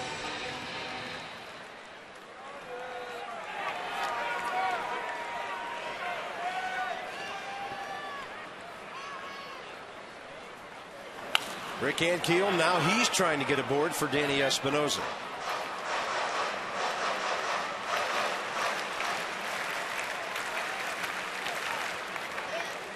Nationals shut down by the weather. That's amazing. Everything going their way. A walk after the rain, and then 1 walk the rest of the way to this point. And you don't want to blame everything on the weather if they fail to come back in this baseball game, but it just took all the wind out of this ballpark. The crowd was into it. They had the momentum. All of a sudden, the tarp is on the field. I mean, Lance Nix had a fantastic at-bat, and it's all he did was touch first base and go into the dugout. The tarp was on, and right there is when the crowd was just starting to get into it. A lot of people left because they wanted to beat traffic, and it just didn't have the same atmosphere, same vibe after the rain delay. Kimbrough strikes out Ankiel, and the game is over. Craig Kimbrough with his 32nd save of the year. The Braves salvage a game of the series, and the hits end up even at 7. Still, the Nats win it. For FP and Debbie, Bob Carpenter, and it's on to Colorado. Hope you can join us Thursday night from Coors Field. From Nationals Park, this has been a presentation of Masson. Stay tuned, Nats Extra coming up next with Byron and Ray, and from the booth, so long for just a while.